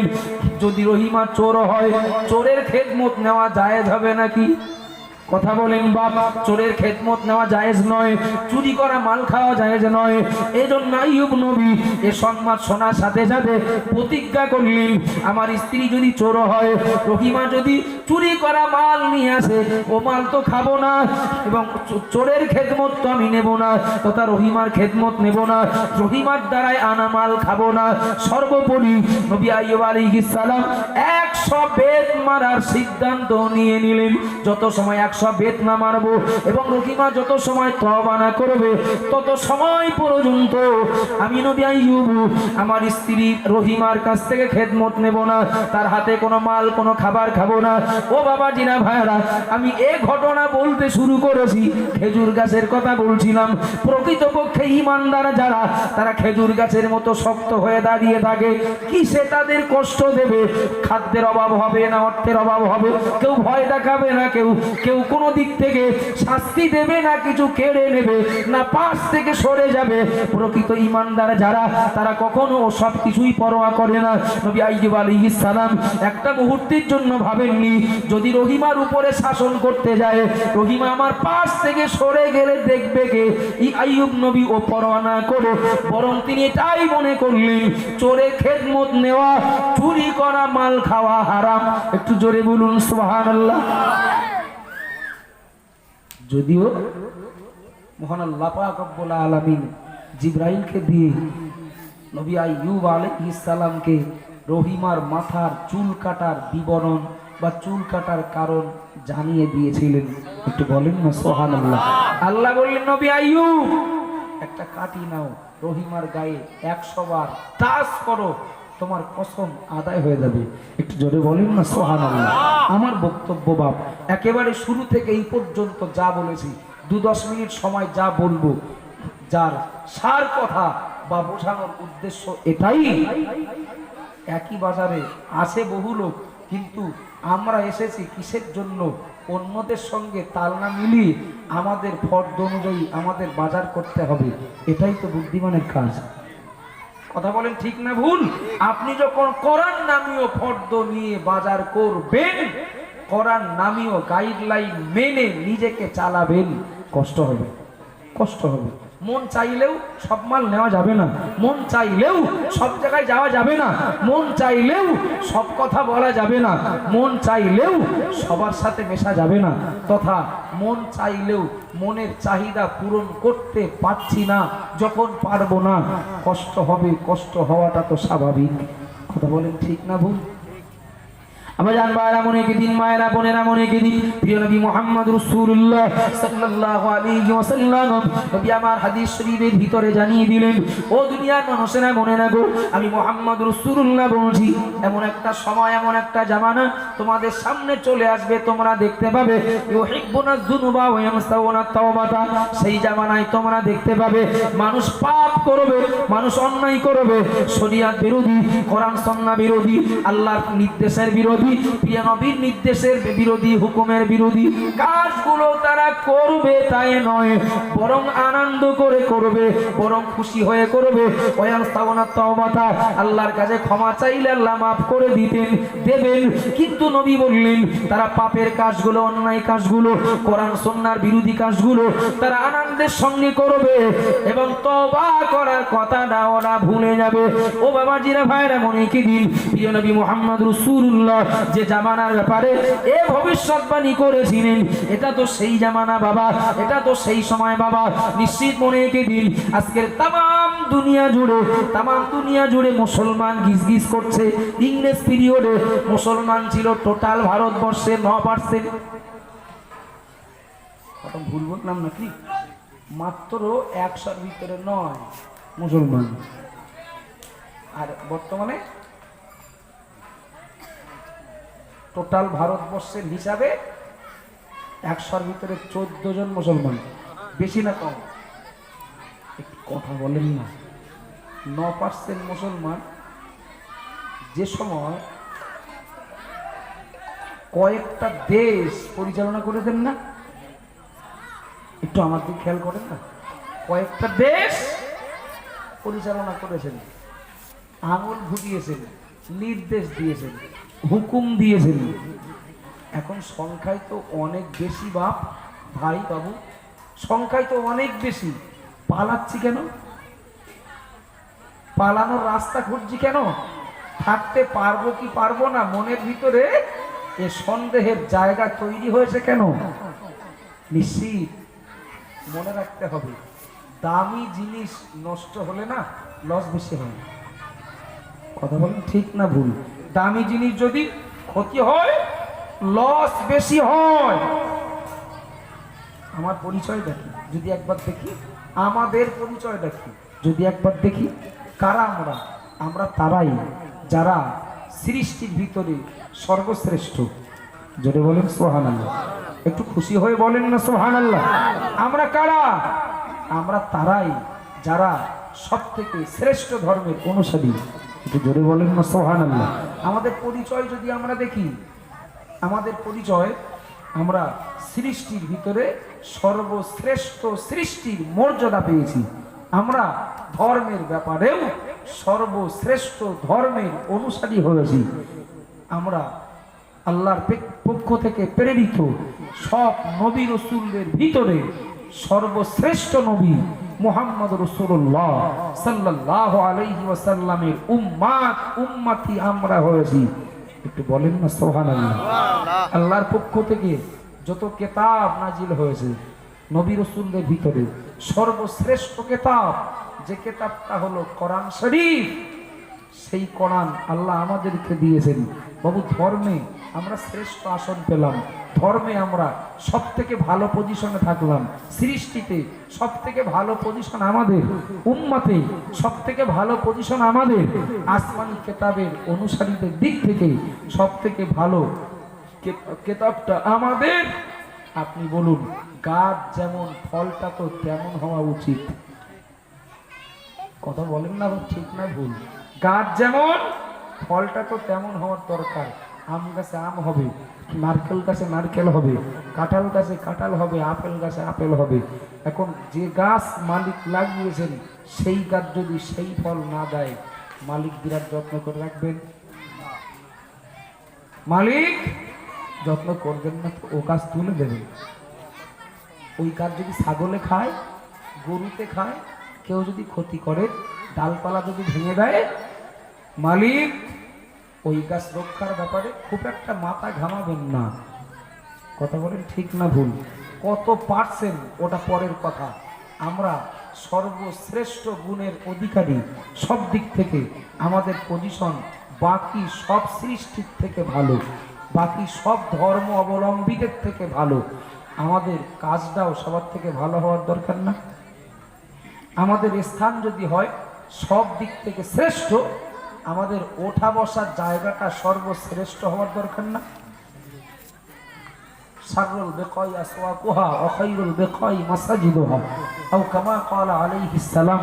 নবী বলেছেন দুনিয়াতে সর্বনিকৃষ্ট জায়গা হলো বাজার আর সর্বোৎকৃষ্ট জায়গা হলো মসজিদ। একটু বলেন না সুবহানাল্লাহ। সব দিক থেকে যাদের পরিচয় সর্বশ্রেষ্ঠ, তাদের শ্রেষ্ঠ জায়গা মসজিদের সঙ্গে ভালো সম্পর্ক রাখাটাই তো ছিল অঙ্ক। কথা বলেন ঠিক না ভুল? সব দিক থেকে যাদের পরিচয় শ্রেষ্ঠ, তাদের পোশাকটাও সর্বশ্রেষ্ঠ হওয়ার দরকার। সব দিক থেকে যাদের পরিচয় শ্রেষ্ঠ, তাদের কথাবার্তারাও বাকিদের তুলনায় শ্রেষ্ঠ হওয়ার দরকার। সব দিক থেকে যাদের পরিচয় শ্রেষ্ঠ, তাদের আয় রোজগারটাও শ্রেষ্ঠ পথে হওয়ার দরকার। সব দিক থেকে যাদের পরিচয় শ্রেষ্ঠ, তাদের অর্থ ব্যয়ের রাস্তাটাও সর্বশ্রেষ্ঠ হওয়ার দরকার। এক কথায় সব দিক থেকে পরিচয় যখন শ্রেষ্ঠ, জীবন যাপনটা যখন শ্রেষ্ঠ হবে, তখনই তো মালিকের আশা পূর্ণ হবে, গাছটা ফলন্ত গাছে পরিণত হবে। এ গাছ রক্ষা করার দায়িত্ব মালিক নেবেন। কথা বলেন ঠিক না ভুল? কিন্তু গাছ যদি ফল না দেয়, শ্রেষ্ঠ গাছে যদি নিকৃষ্ট ফল ফলে, সব দিক থেকে পরিচয় শ্রেষ্ঠ যদি সুদ খায়, ফলটা কি গাছের সঙ্গে মানালো? সব দিক থেকে পরিচয় শ্রেষ্ঠ, মসজিদের তুলনায় যদি বাজার ঘাটের সঙ্গে সম্পর্ক ভালো থাকে, গাছ একরকম ফল আর একরকম হচ্ছে না? জি, 2-4 ঘন্টা বাজারে বসে থাকে, একদম কষ্ট হয় না, মজা লাগে না, ঘুম আসে না, ইতস্তত ভাব থাকে না। মসজিদে দেখেন ঢুকলেই ইমাম সাহেব খুতবা করছেন, কিছু মুসল্লি ঘুমাচ্ছেন। হয় না? হয় না? প্রথম খুতবা, দ্বিতীয় খুতবা হয়ে গেল, মুয়াজ্জিন সাহেব ওদিক একামত দিচ্ছেন, কিছু লোকের ঠেলা গতি দিয়ে তুলতে হয়, ওঠ জামাত শুরু হয়েছে। হয় না? হয় না? হয়তো দেখুন দোয়া করছেন, সর্বশ্রেষ্ঠ জায়গা মসজিদ। আল্লাহু আকবার। আমি আমি কথা ভুলে যাইনি, যেটাই বলছি প্রায় শেষ মুহূর্তে শেষ কথাটা ভালো করে শুনতে হবে। প্রিয় নবী আমার বললেন, ইদা মারাতুম বিদিয়াদিল জান্নাতি ফারতাউ। ওগো আমার সাহাবা একরামেরা মনে রাখো, আমি মুহাম্মদ রাসূলুল্লাহ বলছি, যখন তোমরা জান্নাতে যাবে, জান্নাতের ভিতরে যেন এক জায়গায় থেকো না, জান্নাতের ভিতরে জান্নাত বিচরণ করো, জান্নাতের ভিতরে ঘোরো। নবী সাহাবারা জিজ্ঞাসা করলেন, ইয়া রাসূলুল্লাহ আমার ইয়াদুল জান্নাহ, ও আল্লাহর নবী দুনিয়াতে জান্নাত কোথায়? নবী বললেন, ক্বালা মাসাজিদুন, দুনিয়াতে জান্নাত হলো মসজিদ। সুবহানাল্লাহ বলেন। সুবহানাল্লাহ। সাহাবা আবার জিজ্ঞাসা করলেন, আমার তো ইয়া রাসূলুল্লাহ, ওগো আল্লাহর নবী, দুনিয়াতে জান্নাত যদি মসজিদ হয় তাহলে মসজিদে বিচরণ করব কি করে, মসজিদের ভিতরে ঘোরাফেরা করব কি করে? নবী আমার জানিয়ে দিলেন, ক্বালা সুবহানাল্লাহি আলহামদুলিল্লাহি ওয়ালা ইলাহা ইল্লাল্লাহু আল্লাহু আকবার। নবী আমার বললেন, মসজিদের ভিতরে সুবহানাল্লাহ আলহামদুলিল্লাহ আল্লাহু আকবার পড়া মানে আল্লাহ দয়ার জান্নাতের ভিতরেই ঘুরে বেড়ানো। একটু জোরে বলুন সুবহানাল্লাহ। ও বাবাজিরা, ভাইয়েরা, মায়েরা, বোনেরা, মনে রেখে দিন, সর্বদিক থেকে শ্রেষ্ঠ গুণের অধিকারী, অথচ নবী আমার বললেন সর্বশ্রেষ্ঠ জায়গা হলো মসজিদ। দেখতে পাবেন বাজারে যায় কষ্ট হয় না, কত সময় কাটায় কষ্ট হয় না, কত ভ্রমণে যায় কষ্ট হয় না, সারাদিন হাড় ভাঙা খাটনি খাটি কষ্ট হয় না, বিচলিত হই না, ধৈর্য হারা হই না, মাত্র 1 ঘন্টা সময় লাগে কম বেশি মসজিদে জুম্মার দিন জুম্মার নামাজে, খুতবার সময় ঘুমোই। শুধু তাই না, সবার শেষে যারা যান তারা সবার শেষে বাড়ি যান না? একটু কথা বলি, যারা সবার শেষে যান তারা সবার আগে বাড়ি যাবে। কারো চিন্তা থাকে নতুন জুতো কি হবে, কেউ নিয়ে যাবে কিনা, কারো চিন্তা থাকে, চিন্তা ভাবনা ওসব কিচ্ছু না। আসলে উড়ন্ত পাখি খাঁচায় বন্দি হলে কষ্ট পায়। কথা ঠিক না ভুল? উড়ন্ত পাখি খাঁচায় বন্দি হলে কষ্ট পায়। এই দৃষ্টান্ত আমার নয়, এই দৃষ্টান্ত নবী দিয়েছেন। মাছ পানি পেলে যেমন আনন্দ পায়, প্রকৃত ইমানদার যারা তারা মসজিদ পেলে ওই রকম আনন্দ পায়। একটু জোরে বলেন না সুবহানাল্লাহ। নবী বলেছেন উড়ন্ত পাখি খাঁচায় বন্দি হলে যেমন কষ্ট পায়, যারা মুনাফিক ওরাই মসজিদে ঢুকলে কষ্ট পায়, বার হওয়ার জন্য ছটফট করে। আমি বলো কারণ নাম ঠিকানা উল্লেখ করে বলিনি। খুতবার সময় ঘুমাচ্ছেন, যাচ্ছেন সবার শেষে, আবার দোয়া হচ্ছে, দোয়া হচ্ছে, 1.5-2 মিনিট পার হয়ে সবে 2.5 মিনিটে পড়েছে। এর ভিতরে বিরাট হাত লেগে যায় না কিছু লোকের? কথা বলেন না, হাত লেগে যায় তো। কিছু লোক আছে দেখবেন বেরিয়ে পড়া গরম দেখায়, কান্তর জ্ঞান ইমাম সাহেবের এত সময় হাত তুলে রাখা যায় কেন? শর্টকাটে ছাড়া যায় না, একটু ছোট করা যায় না?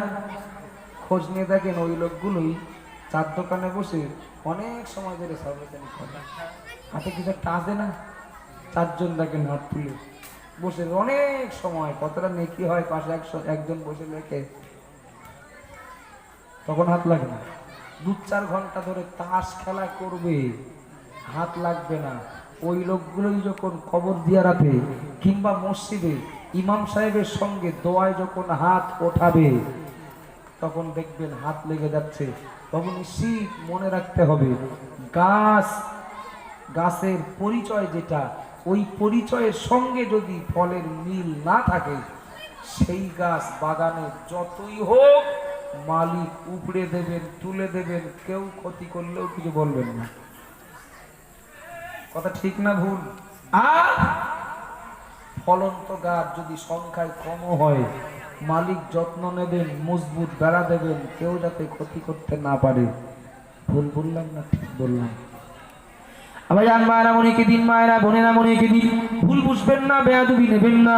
আমি আপনাদের কাছে জিজ্ঞাসা করি, প্রিয় নবী মুহাম্মদ রাসূলুল্লাহ সাল্লাল্লাহু আলাইহি ওয়াসাল্লাম থেকে শুরু করে প্রিয় নবী সাহাবা, তাবেঈন, তাবেঈন, ইমাম মুজতাহিদ, পিরানি তরিকাত বুজুর্গানে দিন যারা দুনিয়ার জমিনে এসেছিলেন, দুনিয়ার জমিন থেকে বিদায় নিয়েছেন, যদি তাদের পজিশন যদি দেখি, অর্থনৈতিক দিক থেকে তারা দুর্বল ছিলেন। ঠিক বলছি না ভুল বলছি? অর্থনৈতিক দিক থেকে তারা দুর্বল। অপরদিকে ঘর বাড়ি যদি দেখা হয়, বসবাসের ঘর বাড়ি যথেষ্ট অনুপযুক্ত, তথা খাওয়ার কষ্ট, পড়ার কষ্ট, মাকার কষ্ট, থাকার কষ্ট।